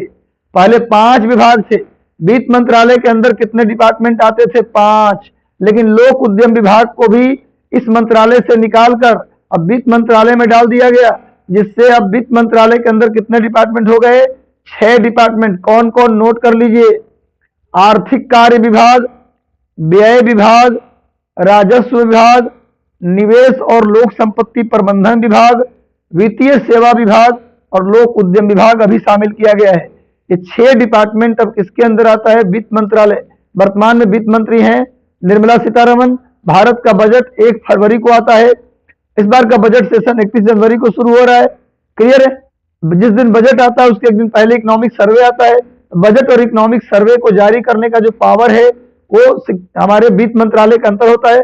आइए, निर्मला सीतारमण है अभी वर्तमान में भारत के वित्त मंत्री। अगला करंट अफेयर है, मध्य प्रदेश के हबीबगंज रेलवे स्टेशन का नाम बदलकर रानी कमलापति रेलवे स्टेशन कर दिया गया। देखिए फोटो, बड़ी कलरफुल बेहतरीन पिक है। देखिए सामने में आपको दिख रहा होगा, ये हबीबगंज रेलवे स्टेशन है, यहाँ लिखा हुआ भी है हबीबगंज। देखिए सामने हबीबगंज रेलवे स्टेशन है मध्य प्रदेश का, इसका नाम बदल के कर दिया गया रानी कमलापति रेलवे स्टेशन। ये रानी कमलापति है कौन? तो रानी कमलापति एक गोंड की रानी थी। रानी कमलापति किस राज्य की रानी थी? गोंड राज्य की रानी थी। इन्होंने गिन्नौरगढ़ के राजा के साथ शादी रचाई थी। इन्होंने गिन्नौरगढ़ के राजा के साथ शादी किया था और इनके नाम पर ही मध्य प्रदेश के हबीबगंज रेलवे स्टेशन का नाम बदल के रानी कमलापति रेलवे स्टेशन कर दिया गया है। भूलेंगे नहीं, चित्र याद रहेगा, परीक्षा में प्रश्न भी हो जाएंगे। मैक्सिमम लोगों तक शेयर कर दीजिए, जो होगा बेहतर होगा। जितना शेयर करेंगे, जितना ज्यादा व्यू बढ़ेगा आपके लिए और बेहतरीन। 50 कर रहा हूं, आगे चल के 100, 150 डेली करंट करेंगे हम लोग। इतना करेंगे करंट में कि आगे चल के जितनी भी परीक्षाएं होने वाली है कुछ छूटने वाला नहीं है। समझ में आ रहा है बात? इसलिए आप लोग लगातार सेशन को शेयर कर दीजिए। सेशन को जितने भी लोग तक हो सके शेयर कर दीजिए और लगातार सेशन के साथ बने रहें। हर दिन शाम 5 बजे आपके लिए मैं लेकर आऊंगा करंट अफेयर का मसाला, स्पाइसी चॉकलेटी जो भी कह सकते हैं, आपका करंट अफेयर आएगा। एक ऐसा करंट अफेयर जो संघ लोक सेवा आयोग को फोकस करके बनाया गया है, लेकिन यह काम आएगा आपको हर एक राज्य के लोक सेवा आयोग, उत्तर प्रदेश लोक सेवा आयोग और बिहार लोक सेवा आयोग में भी काम उतनी ही शिद्दत से आएगा। साथ में रेलवे, एसएससी, कोई भी भारत का एग्जाम देते हैं तो भैया ये करंट काम आने वाला है। तो हर दिन शाम 5 बजे याद रखना, सभी लोग, जो लोग जितने भी आपके तैयारी करने वाला जो ग्रुप है उस सभी ग्रुप्स के लोगों तक लिंक को शेयर कर दो। सेशन पर अगर नए हो तो चैनल को सब्सक्राइब कर लो और बेल आइकन दबा दो ताकि हमारे सारे नोटिफिकेशन तुम्हें मिलता रहे। तो लगातार सेशन से जुड़ जाओ। गोंड की रानी के नाम से मशहूर कमलापति, रानी कमलापति के नाम से हबीबगंज रेलवे स्टेशन का नाम दे दिया गया है। हाल ही में तमिलनाडु के कन्याकुमारी के रहने वाले देवा सहायम पिल्लई, तमिलनाडु के कन्याकुमारी के रहने वाले देवा सहायम पिल्लई को वेटिकन सिटी ने संत की उपाधि दी है। वेटिकन सिटी ने संत की उपाधि दी है। वेटिकन सिटी याद रखना, पूरे ईसाई धर्म का जो हेड ऑफिस है चर्च का वो वेटिकन सिटी में है। वेटिकन सिटी कहाँ है भाई? तो वेटिकन सिटी इटली में पड़ता है। वेटिकन सिटी कहाँ पड़ता है? इटली में रोम के कोने में। रोम है इटली की राजधानी, इटली की राजधानी है रोम। इटली की राजधानी है बच्चा रोम, इटली की राजधानी रोम है और रोम जो है उसी के कोने में वेटिकन सिटी है। यहीं पर ईसाई धर्म का हेडक्वार्टर आप कह सकते हैं, चर्च का हेडक्वार्टर। इसके द्वारा जो व्यक्ति ईसाई धर्म से जुड़ा हुआ, जो व्यक्ति चमत्कार करता है, जो व्यक्ति चमत्कार करता है उसे पहले धन्य घोषित किया जाता है। ये प्रोसेस है। डायरेक्ट आप जैसे ग्रेजुएशन नहीं कर पाते, पहले मैट्रिक करो, फिर +2 करो, फिर ग्रेजुएशन करो, वैसे ही संत डायरेक्ट नहीं बनते। पहले जिसको संत बनना होता है पहले उसे धन्य घोषित किया जाता है। धन्य जो घोषित होता है वही व्यक्ति बाद में संत घोषित होता है। कहने का मतलब जो व्यक्ति चमत्कार करता है उसी को संत घोषित किया जाता है। इटली की राजधानी रोम, रोम के कोने में वेटिकन सिटी है। रोम किस नदी के किनारे है? टाइबर नदी के किनारे है। इटली की राजधानी रोम टाइबर नदी के किनारे है। तो रोम के कोने में क्या है भैया? एक देश भी है। वेटिकन सिटी एक देश भी है। दुनिया के सबसे कम जनसंख्या वाला और सबसे छोटा देश कौन है? वो है वेटिकन सिटी। वेटिकन सिटी में जो चर्च है, दुनिया के ईसाई धर्म का हेडक्वार्टर है, उसने अभी देवा सहायम पिल्लई को, भारत के देवा सहायम पिल्लई को संत का उपाधि दिया है, जो कहाँ पे रहने वाले हैं? तमिलनाडु में कन्याकुमारी के रहने वाले हैं। आगे आइए, राष्ट्रीय स्वच्छ गंगा मिशन को हाल ही में Guinness book of world record में नाम दर्ज हुआ है। राष्ट्रीय, देखिए स्वच्छ गंगा परियोजना, ये सामने पिक दिख रहा होगा आपको, स्वच्छ गंगा परियोजना है ये। इसे अभी Guinness book of world record में नाम दर्ज हुआ है। क्वेश्चन आ जाएगा कि भारत सरकार की कौन सी योजना को राष्ट्रीय स्वच्छ गंगा मिशन, भारत सरकार की कौन सी योजना है जिसे Guinness book of world record में नाम दर्ज किया गया है? तो आंसर क्या होगा? क्या होगा आंसर? राष्ट्रीय स्वच्छ गंगा मिशन। नोट कर लीजिएगा, याद कर लीजिएगा, सामने मैंने पिक दे दिया ताकि आपको याद रहे। आगे आते हैं, अक्टूबर नवंबर 2021 में, अक्टूबर नवंबर 2021 में जलवायु परिवर्तन सम्मेलन COP26 कहाँ आयोजित हुआ है? ग्लासगो में। अक्टूबर नवंबर 2021 में जलवायु परिवर्तन का 26वां सम्मेलन COP26 के नाम से इंग्लैंड इंग्लैंड के ग्लासगो में संपन्न हुआ है। ग्लासगो इंग्लैंड में पड़ता है। इंग्लैंड के ग्लासगो में इस बार का पर्यावरण और जलवायु परिवर्तन सम्मेलन हुआ है। इस सम्मेलन में शून्य कार्बन उत्सर्जन का लक्ष्य रखा है 2070 तक। पूरी दुनिया को लक्ष्य दिया गया है, पूरे दुनिया को टारगेट दिया गया है कि अपने कार्बन उत्सर्जन को, कार्बन का जो उत्सर्जन कर रहे हैं, कोयला जला रहे, पेट्रोल जला रहे, इससे क्या मिलेगा? Carbon dioxide. ये जो कार्बन की उत्पत्ति आप कर रहे हैं 2070 तक इसकी उत्पत्ति को क्या कर देना है? शून्य कर देना है। 2000 COP26 में यानी ग्लासगो में जो COP26 हुआ जलवायु परिवर्तन पर, उसमें निर्णय लिया गया कि पूरे दुनिया के देशों को 2070 तक क्या कर देना है? 2070 तक पूरे दुनिया के देशों को क्या कर देना है भाई? कार्बन उत्सर्जन को शून्य कर देना है। देखिए सामने मैंने चित्र दे दिया है, ये COP26 का चित्र है। क्लियर है? चलिए तो हम लोग आगे बढ़ते हैं। केंद्र सरकार ने प्रत्येक व्यक्ति को कोविड-19 का वैक्सीन देने के लिए हर घर दस्तक योजना शुरुआत की है। केंद्र सरकार ने कोविड वैक्सीन, हर इंसान को लग जाए कोविड वैक्सीन, उसके लिए एक योजना शुरू किया है। इसका नाम है हर घर दस्तक योजना। हर घर दस्तक योजना यानी घर घर जाके कोरोना वायरस का वैक्सीन लगेगा। ये सरकार ने फैसला किया है। किस योजना के तहत? हर घर दस्तक योजना के तहत सरकार ने फैसला किया है कि भाई अब घर घर जाकर कोरोना वैक्सीन लगाएंगे। हालांकि गांव में जाइएगा तो कई लोगों का कहना है कि सरकार जो है ना, जो अनपढ़ लोग हैं, जो पढ़े लिखे नहीं है, उनका मानना है कि सरकार जो इंजेक्शन दे रहा है ना, उससे बाल बच्चा पैदा नहीं होगा, उससे नसबंदी हो जाएगी और जो है कोई बच्चा नहीं पैदा कर पाएगा। गांव में अनपढ़ों के बीच ये चल रहा है नारा कि भाई कोई व्यक्ति बच्चा नहीं पैदा करेगा, नपुंसक हो जाएंगे आप, ऐसा लोगों में हल्ला है। आज कई सारा वीडियोज मैंने देखा इसमें मारपीट कर दे रहे हैं, स्वास्थ्य अधिकारियों से लड़ाई झगड़ा कर दे रहे हैं कि भैया हम वैक्सीन नहीं लेंगे। लेकिन सरकार ने भी सोच लिया है कि अब हर घर दस्तक योजना से सबको वैक्सीन देंगे। इसी प्रकार की एक योजना महाराष्ट्र सरकार ने चलाया है। घर घर वैक्सीन देने के लिए महाराष्ट्र सरकार ने मिशन कवच कुंडल चलाया है। मिशन कवच कुंडल की शुरुआत किस लिए किया गया? तो कोरोना वैक्सीन देने के लिए। किस सरकार ने चलाया? महाराष्ट्र सरकार ने। लेकिन भारत सरकार ने क्या चलाया है? हर घर दस्तक योजना, सभी को कोविड वैक्सीन देने के लिए। क्लियर है? आगे आते हैं। हाल ही में उद्योगपति विजय पथ सिंघानिया, अभी सामने में फोटो आप देख रहे होंगे, हाल ही में उद्योगपति विजय पथ सिंघानिया की किताब है एन इनकम्प्लीट लाइफ। इस किताब को मुंबई हाईकोर्ट ने बैन कर दिया है। इस किताब को रिलीज करने से मुंबई हाईकोर्ट ने बैन कर दिया है। इस किताब का पिक आप देख लीजिए भाई, ये एन इनकम्प्लीट लाइफ को मुंबई हाईकोर्ट ने बैन कर दिया है। इस किताब को लिखा है विजय पथ सिंघानिया ने। देखिए विजय पथ सिंघानिया है, एन इनकम्प्लीट लाइफ इनकी बुक है। इनकी बुक का चित्र है एन इनकम्प्लीट लाइफ, इनकी किताब का चित्र मैंने दे दिया है। ये विजय पथ सिंघानिया ने लिखा है किताब एन इनकम्प्लीट लाइफ, नोट कर लीजिए। क्लियर है? तो भैया उद्योगपति विजय पथ सिंघानिया ने एन इनकम्प्लीट लाइफ को लिखा है, जिस पर हाईकोर्ट ने क्या कर दिया है? बैन कर दिया है। आगे आते हैं। इसरो के वर्तमान अध्यक्ष के सिवान अब रिटायर हो जाएंगे। के सिवान अब क्या हो जाएंगे? सेवानिवृत्त, अब रिटायर हो जाएंगे। तो इनके स्थान पर नए अध्यक्ष रॉकेट के वैज्ञानिक है सोमनाथ को बनाया गया है। सोमनाथ, इसरो के वर्तमान अध्यक्ष के सिवान अब रिटायर हो जाएंगे। इनके जगह पर एस सोमनाथ को इसरो का अगला अध्यक्ष चुना गया है। ये सामने पिक दे दिया हूं, ये एस सोमनाथ का पिक है, ये एस सोमनाथ का चित्र है। इन्हें एस सोमनाथ का जो चित्र है, इन्हें अगला इसरो का अगला चीफ यही बनेंगे। इसरो का नेक्स्ट चीफ कौन बनेंगे? इसरो का जो नेक्स्ट चीफ है वो बनेंगे एस सोमनाथ। इससे पहले कौन थे? के सिवान। क्लियर है? आगे आते हैं नेक्स्ट। इसरो की स्थापना देख लेते हैं, इसमें थोड़ा इसरो का इतिहास दिया हुआ है। इसरो की स्थापना 15 अगस्त 1969 को हुआ था। इसरो का फुल फॉर्म क्या होता है? इसरो का फुल फॉर्म होता है इंडियन स्पेस रिसर्च ऑर्गेनाइजेशन। इसका हेडक्वार्टर बेंगलुरु में है। इसरो की स्थापना 15 अगस्त 1969 को हुआ था। इसका हेडक्वार्टर बेंगलुरु में है।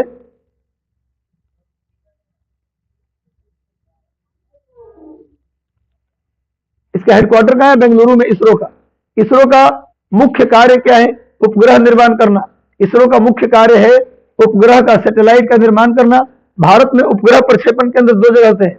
माने भारत में जो उपग्रह को छोड़ा जाता है, सैटेलाइट को छोड़ा जाता है, वो दो जगह से छोड़ा जाता है, श्रीहरिकोटा और तमिलनाडु के तुमकुर। आंध्र प्रदेश के श्रीहरिकोटा और तमिलनाडु के तुमकुर, आंध्र प्रदेश के श्रीहरिकोटा और तमिलनाडु के तुमकुर, यानी भारत में दो है सैटेलाइट लॉन्चिंग सेंटर। पहले एक ही था श्रीहरिकोटा, लेकिन बाद में तुमकुर को बना दिया गया। बड़े सैटेलाइट को यहां से छोड़ा जाएगा और छोटे सैटेलाइट को तुमकुर से छोड़ा जाएगा। बड़े सैटेलाइट को छोड़ा जाएगा श्रीहरिकोटा से, छोटे सैटेलाइट को तुमकुर से छोड़ा जाएगा। इसको नोट कर लीजिएगा, आंध्र प्रदेश के श्रीहरिकोटा और तमिलनाडु के तुमकुर से सैटेलाइट को छोड़ा जाएगा। क्लियर है? इसरो का मुख्य कार्य है उपग्रह का निर्माण करना। इसरो के द्वारा अन्य देशों के भी सैटेलाइट छोड़े जाते हैं। बहुत इंपॉर्टेंट लाइन है, इसरो के द्वारा अन्य देशों का भी सैटेलाइट छोड़ा जाता है। इसरो में एक अलग विभाग इसके लिए बनाया गया है, इसका नाम है अंतरिक्ष विभाग। क्लियर है? नोट कर लीजिएगा, मान लीजिए किसी देश का सैटेलाइट भारत छोड़ना चाहता है, या कोई देश चाहता है कि भारत मेरा सैटेलाइट छोड़ दे, तो क्या फ्री में छोड़ देगा? उसके लिए हिसाब किताब करेगा, कुछ पैसा लेगा तब छोड़ेगा। हालांकि कुछ देश, छोटे देश, उनको वेलफेयर भी करता है इंडिया, अपने तरफ से खर्चा करके सैटेलाइट उनका भेज देता है। लेकिन कुछ देश जो अमीर हैं वो चाहते हैं कि भारत देश मेरा सैटेलाइट छोड़े, तो उसके लिए पैसा लेगा इसरो। इसरो का जो कॉमर्शियल विंग है ना, इसरो का जो वाणिज्यिक विभाग है, जो पैसा रुपया का काम देखता है इसरो का, तो उसका नाम क्या है? एंट्रिक्स, ANTRIX, हिंदी में इसको बोलते हैं अंतरिक्ष विभाग। अंतरिक्ष विभाग जो है, अंतरिक्ष विभाग जो है, अंतरिक्ष विभाग इसरो का कॉमर्शियल विंग देखता है। नोट कर लीजिएगा। आगे आते हैं, अगले करंट पर बढ़ते हैं हम लोग। नेक्स्ट करंट पर बढ़ते हैं। अगला करंट है गगनयान मिशन के लिए तमिलनाडु के तिरुनेलवेली जिले में, तमिलनाडु में जिला है तिरुनेलवेली, वहां एक जगह है महेंद्रगिरी। आपको कल बताया था, तमिलनाडु में जो गगनयान मिशन जा रहा है उसके इंजन का टेस्ट हुआ है महेंद्रगिरी में। उसके इंजन का टेस्ट कहाँ हुआ है? महेंद्रगिरी में। क्लियर है? उससे भी पहले गगन मिशन के लिए तमिलनाडु के तिरुनेलवेली जिले में क्या स्थित है भैया? महेंद्रगिरी। इसरो के प्रोपल्शन कॉम्प्लेक्स में क्रायोजेनिक इंजन का पहला क्वालिफिकेशन टेस्ट हुआ। तिरुनेलवेली जिले में इसरो के प्रोपल्शन कॉम्प्लेक्स में क्रायोजेनिक इंजन का पहला क्वालिफिकेशन टेस्ट हुआ। सामने देखिए गगनयान मिशन का चित्र दिया हूं, और मैंने पिछले क्लास में बताया था गगनयान, यही गगनयान है जिसके प्रोपल्शन कॉम्प्लेक्स में जो क्रायोजेनिक इंजन है उसका टेस्ट किया गया है। नोट कर लीजिए।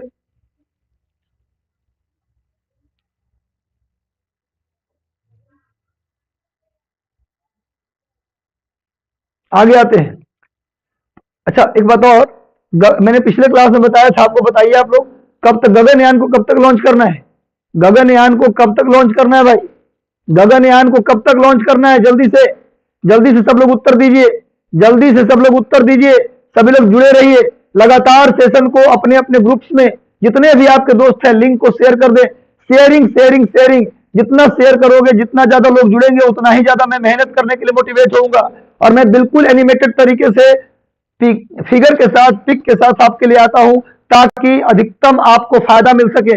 मैक्सिमम शेयर कर दें। कैसा लग रहा है सेशन जरूर बता दें। तो जल्दी से बताओ, जल्दी से बताओ। अभी मैंने क्वेश्चन पूछा है कि कब तक लॉन्च किया जाएगा?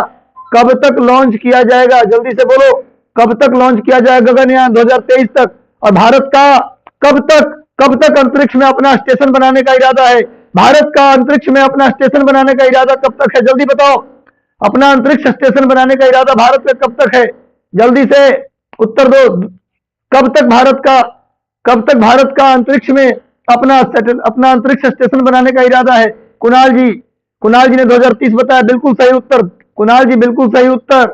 2030 तक गगनयान मिशन के माध्यम से हम अंतरिक्ष में अपना स्टेशन बनाएंगे। भारत का भी अपना अंतरिक्ष स्टेशन होगा। अगले करंट की ओर बढ़ते हैं। अभी प्रधानमंत्री की सुरक्षा में चूक हो गया था। पंजाब गए थे हमारे प्रधानमंत्री चुनाव प्रचार के लिए, लेकिन वापस लौट आए ये बोलते हुए कि बोल देना अपने मुख्यमंत्री को कि हम पंजाब से जिंदा आ गए हैं।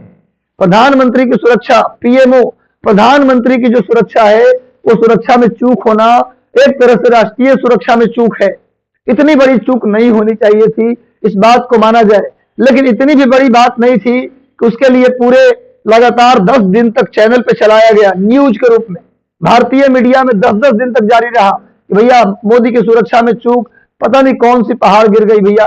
ठीक है, चूक हुआ तो कार्रवाई हो, जो अधिकारी दोषी उस पर कार्रवाई होनी चाहिए। एक दिन न्यूज में आ गया, बहुत है।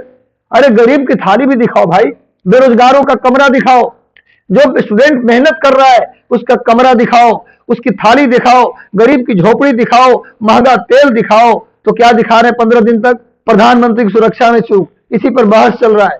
अरे जो चूक हुआ है गलत है, चूक नहीं होना चाहिए। पीएम की चूक मतलब बहुत बड़ी चूक है, ये नेशनल सिक्योरिटी का चूक है ये। तो जो जिम्मेवार अधिकारी उस पर कार्रवाई करो भाई, न्यूज में चलाने की क्या जरूरत है? तो चलो कोई बात नहीं। तो सुप्रीम कोर्ट ने क्या किया कि इंदु मल्होत्रा अपने ही जज, सुप्रीम कोर्ट ने अपने ही जज इंदु मल्होत्रा की अध्यक्षता में एक समिति गठित किया है कि आखिर प्रधानमंत्री की सुरक्षा में कैसे चूक हुआ।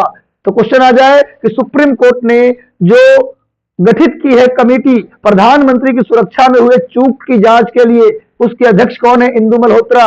इंदु मल्होत्रा के सामने मैंने पिक दे दिया है, इनके बारे में विशेष बात जान जाइए। इंदु मल्होत्रा पूरे भारत के इतिहास में पहली महिला जज हैं जो सीधे वकील से, सीधे अधिवक्ता का मतलब सीधे वकील से, वकील से सीधे सुप्रीम कोर्ट के जज बने हैं। आज तक भैया भारत की कोई भी महिला सीधे वकील, ये क्या थी? लॉयर थी, ये वकील थी, डायरेक्ट वकील से जज बनने वाली ये भारत की पहली महिला है। भारत की पहली महिला जो सीधे लॉयर से सीधे जज बन गई, सुप्रीम कोर्ट के जज। कहीं भी ये जज हाई कोर्ट, जिला कोर्ट, कहीं भी जज नहीं रही, डायरेक्ट वकील से जज बनने वाली भारत की पहली महिला कौन है? इंदु मल्होत्रा है। नोट कर लीजिए, इनका चेहरा देख लीजिए ताकि आपको ये जीके हमेशा के लिए याद रहे। तो प्रधानमंत्री की सुरक्षा में चूक की जांच के लिए इनकी अध्यक्षता में ही कमेटी बनाई गई है। अगला करंट है भाई जहानी डांगेती। ये देखिए एक नाम है, ये आंध्र प्रदेश की रहने वाली है, ये भारत की बेटी है जहानी डांगेती। नासा के अंतरिक्ष और वायु कार्यक्रम को पूरा करने वाली पहली भारतीय महिला बन गई। जहानी डांगेती नासा के अंतरिक्ष कार्यक्रम और वायु कार्यक्रम को कंप्लीट करने वाली, ध्यान रखना क्या बोल रहा हूं, अंतरिक्ष यानी स्पेस प्रोग्राम एंड जो उसका एयर प्रोग्राम था उसको कंप्लीट करने वाली ये भारत की पहली महिला जहानी डांगेती बन गई। ये कहां की रहने वाली है? देखो सामने लिख दिया हूं, आंध्र प्रदेश की। ये उनका फोटो है। नासा से जाने वाली भारत की पहली महिला है जिन्होंने अंतरिक्ष और वायु कार्यक्रम को कंप्लीट किया है। बात समझिएगा क्या मैं बोल रहा हूं? अंतरिक्ष कार्यक्रम और वायु कार्यक्रम को कंप्लीट करने वाली पहली भारतीय बन गई जहानी डांगेती। और मैं बता दूं कि स्पेस में जाने वाली चौथी महिला बन गई, और स्पेस में जाने वाली चौथी महिला बन गई कौन? जहानी डांगेती। तो जहानी डांगेती, इससे पहले भारत की 3 महिला अंतरिक्ष में जा चुकी हैं। भारत की पहली महिला जो अंतरिक्ष में गई थी उनका नाम था कल्पना चावला, ये हरियाणा की रहने वाली है। अंतरिक्ष में जाने वाली दूसरी महिला है सुनीता विलियम्स। दूसरी महिला कौन है? सुनीता विलियम्स, ये गुजरात की रहने वाली है। और अंतरिक्ष में जाने वाली तीसरी महिला है शिरीषा बांदला, ये आंध्र प्रदेश की रहने वाली है। तो 3 महिला अंतरिक्ष में जा चुकी हैं। पर जो जहानी डांगेती हैं ये भी आंध्र प्रदेश की है और ये अंतरिक्ष और वायु कार्यक्रम को पूरा करने वाली पहली भारतीय महिला बन गई है। वैसे अंतरिक्ष में जाने वाली पहली महिला कल्पना चावला हरियाणा करनाल की रहने वाली है। दूसरी महिला गुजरात की रहने वाली सुनीता विलियम्स है। और तीसरी महिला आंध्र प्रदेश की कौन है? शिरीषा बंदेला। ये सारे नाम, चारों नाम आपको याद होना चाहिए क्योंकि भारत की बेटी है, हमें भारत की बेटियों पर गर्व है। तो सभी लड़कियां जल्दी से जुड़ते रहें। बिहार सरकार में नौकरी लेने का सुनहरा मौका।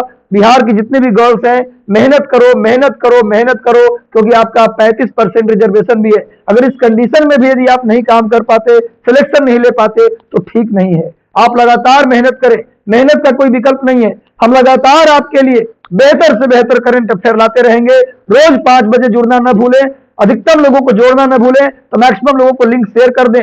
सेशन अच्छा लग रहा है तो सेशन को लाइक कर दें, चैनल पर नए हैं तो सब्सक्राइब कर लें और बेल आइकन दबा दें। सब मिलेगा आप लोगों को। इसका पीडीएफ 3-4 दिन जो करंट हुआ, ये 3rd डे करंट है, तीनों डे का आपको एक ही बार पीडीएफ आपको मिल जाएगा। तो नोट कर लीजिए भाई। ये देखिए अगला करंट अफेयर है टेक महिंद्रा। टेक महिंद्रा एक कंपनी है, उसने अब भारत के बाजार में 5G लॉन्च करने का फैसला किया है। टेक महिंद्रा भारत के बाजार में 5G लॉन्च करने का प्लान बनाया है। नोट कर लीजिए। और अभी आपने कल के करंट में क्या पढ़ा था कि 6G, रिलायंस ने अभी हाल ही में फिनलैंड के एक विश्वविद्यालय है, नाम बताओ तुम लोग, कल अगर सेशन में थे तो बताओ कौन सा विश्वविद्यालय है? कौन सा विश्वविद्यालय है? जल्दी से बताओ कौन सा विश्वविद्यालय है? कौन सा विश्वविद्यालय है जिसके साथ रिलायंस जियो ने 6G के डेवलपमेंट के लिए समझौता किया है? 6G के डेवलपमेंट के लिए रिलायंस जियो ने क्या किया है भाई? समझौता किया है, जल्दी से बताओ। 6G के डेवलपमेंट के लिए रिलायंस जियो ने क्या किया है? समझौता किया है, जल्दी से बताओ तुम लोग।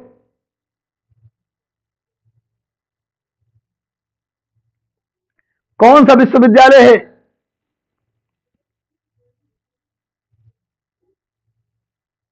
कौन सा विश्वविद्यालय है जिससे फिनलैंड के कौन से विश्वविद्यालय से समझौता किया है? जल्दी बताइए। समझौता किया है जियो ने किस विश्वविद्यालय से समझौता किया? फिनलैंड के विश्वविद्यालय। आलू, बिल्कुल सही। उमेश कुमार जी और जितने भी लोग हैं, रिया राज, सभी लोगों ने सही उत्तर दिया है। दिवाकर जी ने भी सही उत्तर दिया, एसपी सुमन जी ने भी सही दिया है, प्रिया शर्मा ने भी, जय कुमार जी, स्वीटी, सबका उत्तर सही है। बहुत बहुत शुभकामना, बहुत बहुत आशीर्वाद। इसी तरह से सेशन के साथ जुड़े रहें, लोगों को शेयर करते रहें सेशन। चलिए अगले करंट पर बढ़ते हैं।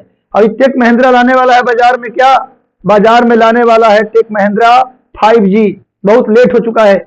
विश्व बैंक ने कहा है, अगला करंट बहुत इंपॉर्टेंट, इस बार के पीटी के लिए, इस बार का जो 67 का पीटी होने वाला है, इस बार का जो यूपीपीसीएस का प्री होने वाला है, आईएएस का प्री होने वाला है, विश्व बैंक यानी आईबीआरडी ने कहा है कि 2022-23 में भारत का विकास दर 8.3% रहेगा।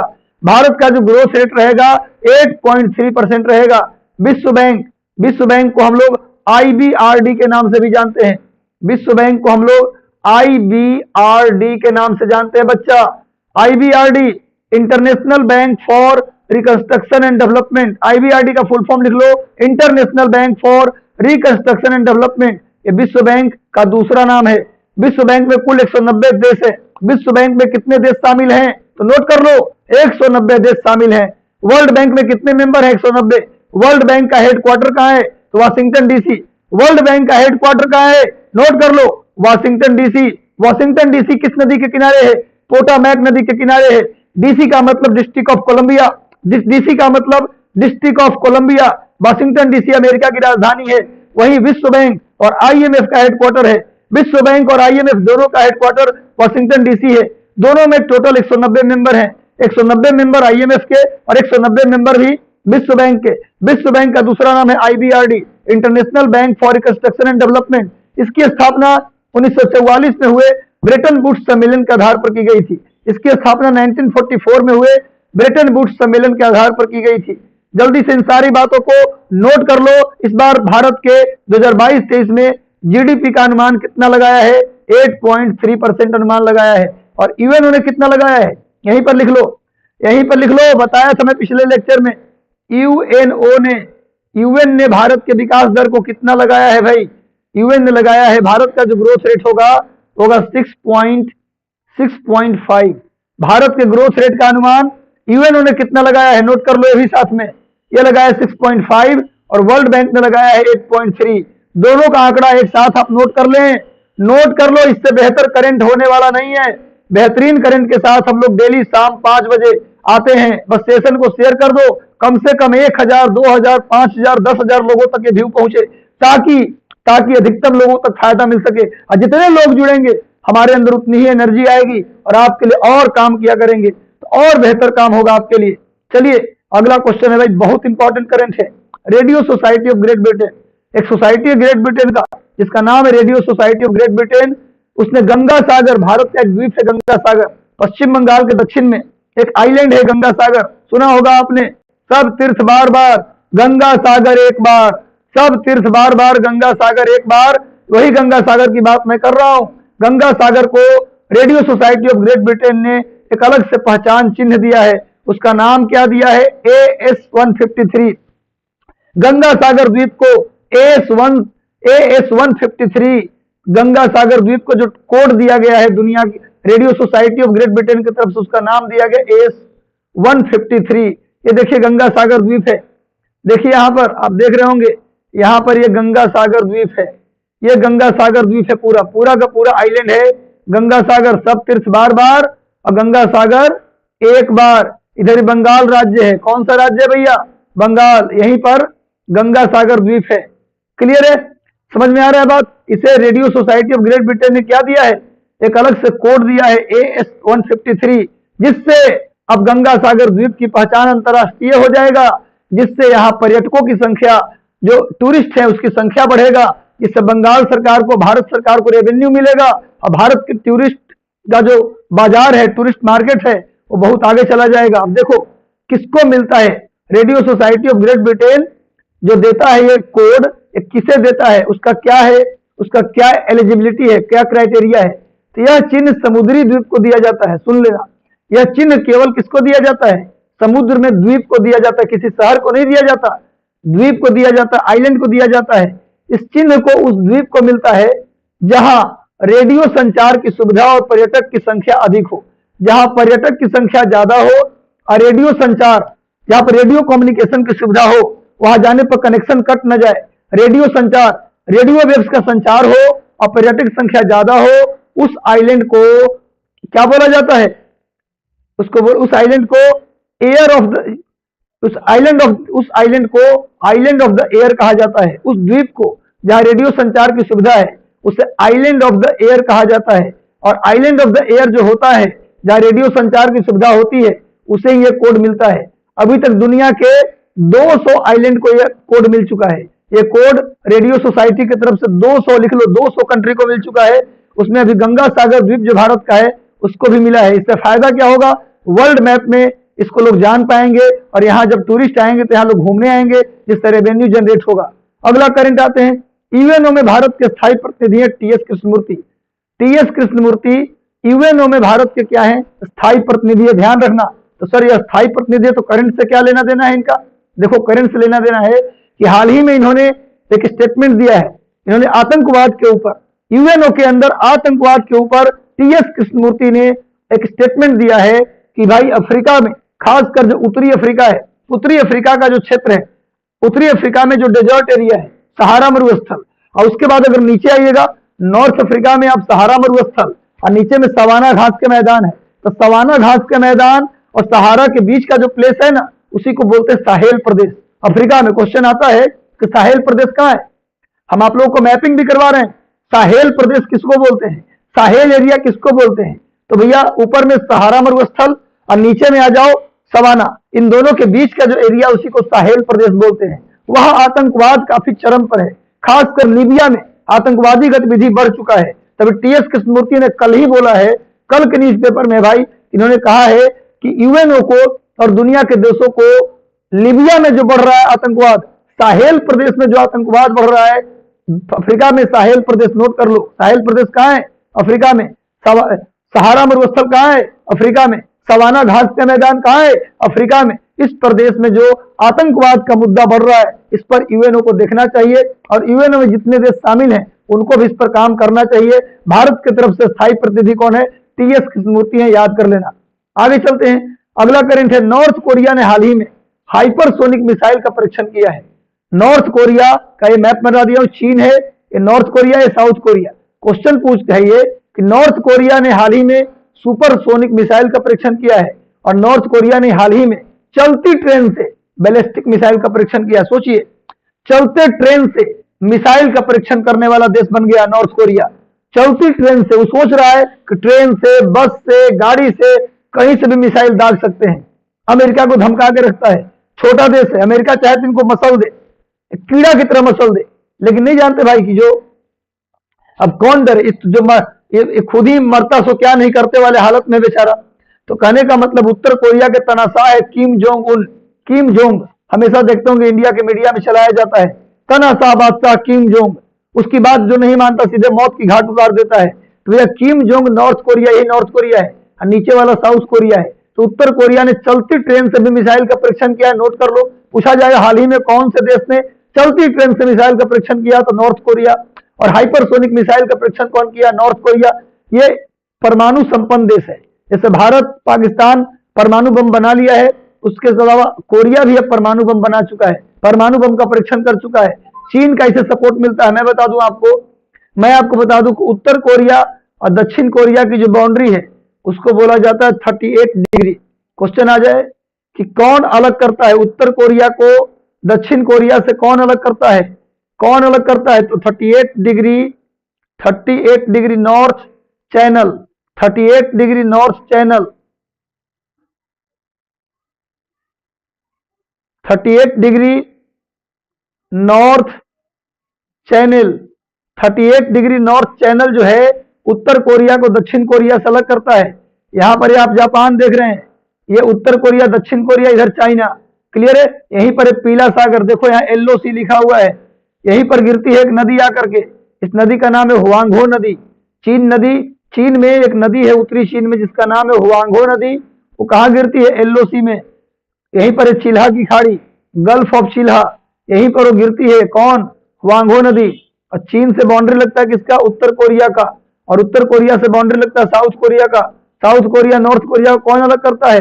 38 डिग्री नॉर्थ चैनल। नोट कर लीजिए इसको भी। मैं कोशिश कर रहा हूं कि आपके GK GS को भी काफी इंक्रीज कराया जाए। इस मैप को आप देख लीजिएगा, सारा मटेरियल आपको मिल जाएगा टेलीग्राम चैनल पर। 2-3 दिन का हुआ है, मैं एक दिन आराम से सबको डाल दूंगा, प्रिंट आउट निकाल के इसका रिवीजन करते रहिएगा। आगे आते अगला करंट है राष्ट्रमंडल खेल में क्वींस बैटन रिले। आप जानते हो एक मसाल होता है, एक मसाल होता है जिसको बोलते हैं क्वींस बैटन रिले। राष्ट्रमंडल खेल कहाँ होने वाला है भाई? राष्ट्रमंडल खेल होने वाला कहाँ है? तो ये इंग्लैंड के बर्मिंघम में। राष्ट्रमंडल खेल कहाँ होने वाला है? इंग्लैंड के बर्मिंघम में होने वाला है। इसी साल 2022 में इंग्लैंड के बर्मिंघम में होने वाला है। इस खेल में क्वींस बैटन रिले की शुरुआत कौन किया है भैया? रवि दहिया ने किया है। रवि दहिया कौन है? ये ओलंपिक खेल में, कुश्ती में, रेसलिंग में इन्होंने सिल्वर मेडल जीता है।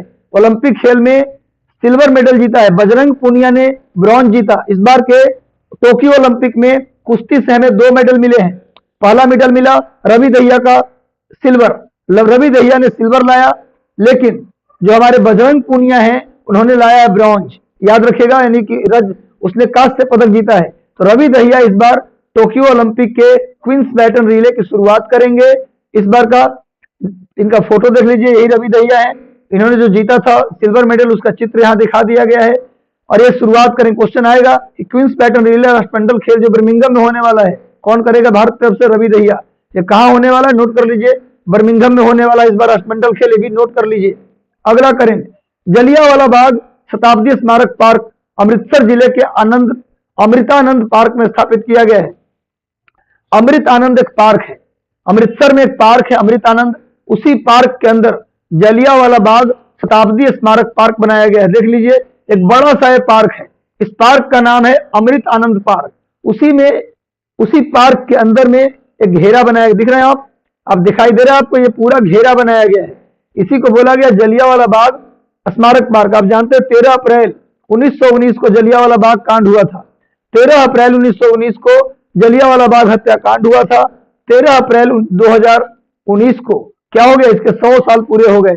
इसी के उपलक्ष्य में अमृत आनंद पार्क में क्या बनाया गया है? जलियांवाला बाग स्मारक पार्क।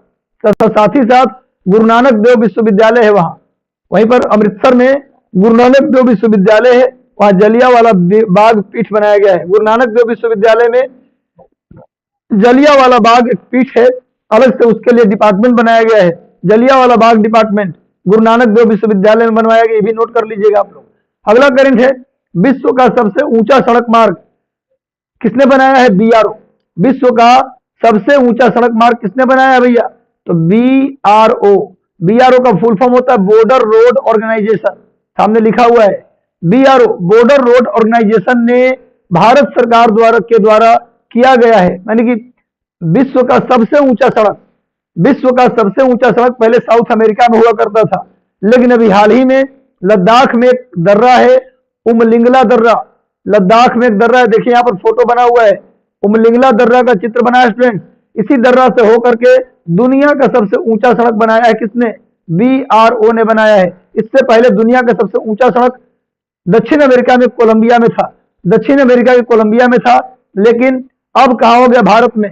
कहा हो गया भैया भारत में? किसको जोड़ेगा ये सड़क? किसको जोड़ेगा भाई? ये सड़क किसको जोड़ेगा? देख लीजिए, ये जोड़ेगा लद्दाख में चिसुमले को डेमचौक से। लद्दाख में एक जगह चिसुमले, उसको जोड़ेगा डेमचौक से। वो किस दर्रा से गुजरेगी सड़क? तो उमलिंगला दर्रा से गुजरेगी। इसकी ये दुनिया का सबसे ऊंचा सड़क हो गया, 19,000 फीट के लगभग इसकी ऊंचाई है। ये दुनिया का सबसे ऊंचा सड़क इसको बताया जा रहा है। चलिए तो नेक्स्ट आते हैं हम लोग, अगले करंट पर बढ़ते हैं। देश में स्टार्टअप इकोसिस्टम को बढ़ावा देने के लिए समृद्धि योजना की शुरुआत किया गया है। सरकार के द्वारा स्टार्टअप इकोसिस्टम बढ़ाया जाए, स्टार्टअप का जो इन्वायरमेंट है वो क्रिएट किया जाए भारत में, हर एक गांव शहर शहर में स्टार्टअप का इन्वायरमेंट क्रिएट किया जाए। उसके लिए सरकार ने एक योजना चलाई है, समृद्धि योजना। और आपने सुना होगा कि हाल ही में प्रधानमंत्री मोदी जी ने 16 जनवरी को नेशनल स्टार्टअप डे मनाने की घोषणा किया है। स्टार्टअप इंडिया की शुरुआत 16 जनवरी 2016 को की गई थी। इसी उपलक्ष्य में इस साल 2022 में प्रधानमंत्री मोदी ने नेशनल स्टार्टअप डे के रूप में 16 जनवरी को मनाने की बात की है। यानी कि इस साल 2022 में पहली बार क्या मनाया गया, नेशनल स्टार्टअप डे 16 जनवरी को। लेकिन स्टार्टअप योजना की शुरुआत, स्टार्टअप इंडिया की शुरुआत यह किया गया था 16 जनवरी 2016 को। क्लियर। लेकिन इसका जो डे है ये मनाने की शुरुआत 2022 से हुआ है। और ऐसा माना जा रहा है इस बार के बजट में मोदी जी स्टार्टअप को फोकस करने वाले हैं। इस बार के बजट में 3 बातों का फोकस होगा, नोट कर लो, मैं डेली बता रहा हूं। पहला बात फोकस होगा स्टार्टअप इंडिया। दूसरा जो फोकस होगा वो होगा ई पंचायत, पूरे देश के पंचायत को डिजिटल मीडिया से जोड़ देना, इलेक्ट्रॉनिक मीडिया से जोड़ देना। ये होगा हर एक राज्य के पंचायत को ई पंचायत बना देना। और तीसरा फोकस होगा एवर ग्रीन रेवोल्यूशन। मैंने बताया है कि भैया कार्बोहाइड्रेट यानी गेहूं और चावल की जो खेती करते थे हरित क्रांति में, अब सरकार की कोशिश है कि ऐसे फसलों की खेती की जाए जिससे प्रोटीन मिलता हो, जिससे फैट मिलता हो, क्योंकि बॉडी का विकास सिर्फ कार्बोहाइड्रेट से नहीं होता। बॉडी को कार्बोहाइड्रेट के साथ प्रोटीन भी चाहिए, फैट भी चाहिए। उसके लिए सोयाबीन की खेती की जाएगी। बॉडी को आयरन भी चाहिए तो सोयाबीन की खेती की जाएगी, दाल की खेती की जाएगी, जो वाइल्ड सीड है तिलहन, सरसों, तीसी, इन सब की खेती की जाएगी। अब प्लस में सरकार का इरादा है कि जो मड़ुआ होता है, मड़ुआ सुने होंगे, मड़ुआ की रोटी, उसमें बड़ी भारी पैमाने पर आयरन मिलता है, उसकी भी खेती सरकार करने का प्लान बना रही है। इसको बोला जाएगा एवर ग्रीन रेवोल्यूशन। इस पर फोकस होगा इस बार के बजट में। साथ में ई पंचायत और स्टार्टअप पर फोकस होगा। इस बार का बजट 1 फरवरी को पेश होगा। बजट सेशन की शुरुआत नोट कर लो, बजट सेशन की शुरुआत 31 जनवरी को होने जा रहा है। 31 जनवरी को बजट सेशन की शुरुआत होगी और उसी दिन भारत सरकार के वित्त मंत्रालय के द्वारा इकोनॉमिक सर्वे पेश किया जाएगा। भारत के आर्थिक सर्वेक्षण, जिस दिन बजट सेशन शुरू होगा उसी दिन इकोनॉमिक सर्वे पेश किया जाएगा। उसके अगले दिन 1 फरवरी को बजट पेश किया जाएगा। मोदी जी जब आए थे देश में प्रधानमंत्री बनने तो उस समय बजट 28 फरवरी को पेश होता था, फरवरी के अंतिम दिन पेश होता था। उस समय बजट फरवरी के अंतिम दिन पेश होता था, लेकिन जब मोदी जी आए तो उसको चेंज कर दिए। बजट अब 1 फरवरी को पेश होता है। क्लियर है। मोदी जी ने बजट में 3 चेंज किए। मोदी जी ने बजट में 3 चेंज किए। पहला चेंज, बजट 28 के बजाय 1 फरवरी को आएगा। दूसरा चेंज क्या किया उन्होंने, दूसरा चेंज किया प्लान्ड एक्सपेंडिचर और नॉन प्लान्ड एक्सपेंडिचर अलग अलग नहीं होगा, यानी योजनागत और गैर योजनागत व्यय को उन्होंने मर्ज कर दिया। अब व्यय एक ही होगा, अलग अलग व्यय नहीं होगा, खर्चा अलग अलग नहीं होगा। प्लान्ड और नॉन प्लान्ड एक्सपेंडिचर एक हो गया, दूसरा अंतर। तीसरा, आम बजट को रेल बजट से मिला दिया। पहले रेल बजट रेल मंत्री पेश करते थे, लेकिन अब रेल बजट भी आम बजट के साथ मर्ज कर दिया गया और इसको भी अब वित्त मंत्री पेश करेंगे। वर्तमान में भारत के वित्त मंत्री कौन है, निर्मला सीतारमण। अगर आपसे पूछा जाए कि वर्तमान सरकार ने बजट में क्या चेंज किए तो 3 चेंज। पहला चेंज क्या किया, बजट 28 फरवरी के बजाय 1 फरवरी को लाया। दूसरा चेंज क्या किया, बजट में जो नॉन प्लान्ड प्लान्ड एक्सपेंडिचर था उन दोनों को मर्ज कर दिया। और तीसरा चेंज किया कि भैया रेल बजट को आम बजट से मर्ज कर दिया गया। आप जानते हैं कि 1923 में रेल बजट को आम बजट से अलग किया गया था, है ना। ऑकबर्थ कमेटी के सिफारिश पर रेल बजट को अलग कर दिया गया था 1923 में, लेकिन इसको मोदी जी ने दोनों को फिर से मर्ज कर दिया है। इतनी बातों को याद कीजिए। और आज के सेशन का ये करंट है 50वां करंट। हम लोग हाफ सेंचुरी मार चुके हैं। हाल ही में किसानों को उनकी भाषा में सभी जानकारी देने के लिए, किसान जिस भाषा में अपनी जानकारी मांगना चाहते हैं, मगही में कि भोजपुरी में कि तमिल में कि तेलुगु में कि मलयालम में कि हिंदी में, अगर किसान अपनी भाषा में कुछ जानकारी पाना चाहते हैं, खाद के बारे में, बीज के बारे में, सब्सिडी के बारे में, खेती किसानी के बारे में, सरकार की योजनाओं के बारे में, यदि किसान कोई जानकारी लेना चाहता है तो कृषि मंत्रालय के द्वारा एक डिजिटल प्लेटफॉर्म बनाया गया है, जिसका नाम है किसान सारथी।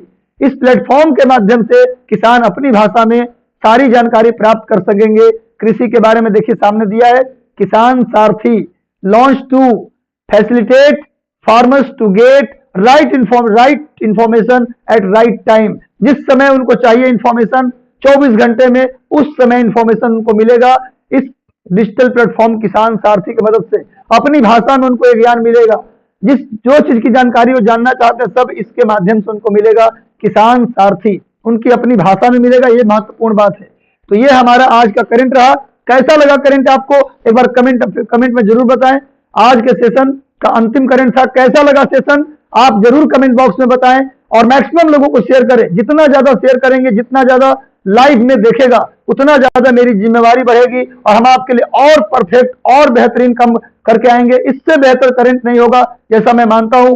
एक से एक जानकारी, अच्छी जानकारी, कॉन्सेप्ट बेस्ड जानकारी, ताकि यूपीएससी संघ लोक सेवा आयोग जो 5 जून को होने वाला है उसका प्री और उसका मेंस, बीपीएससी प्री और मेंस दोनों में काम आए। ऐसा करंट पढ़ा रहा हूं जो प्री और मेंस दोनों के लिए काम आए।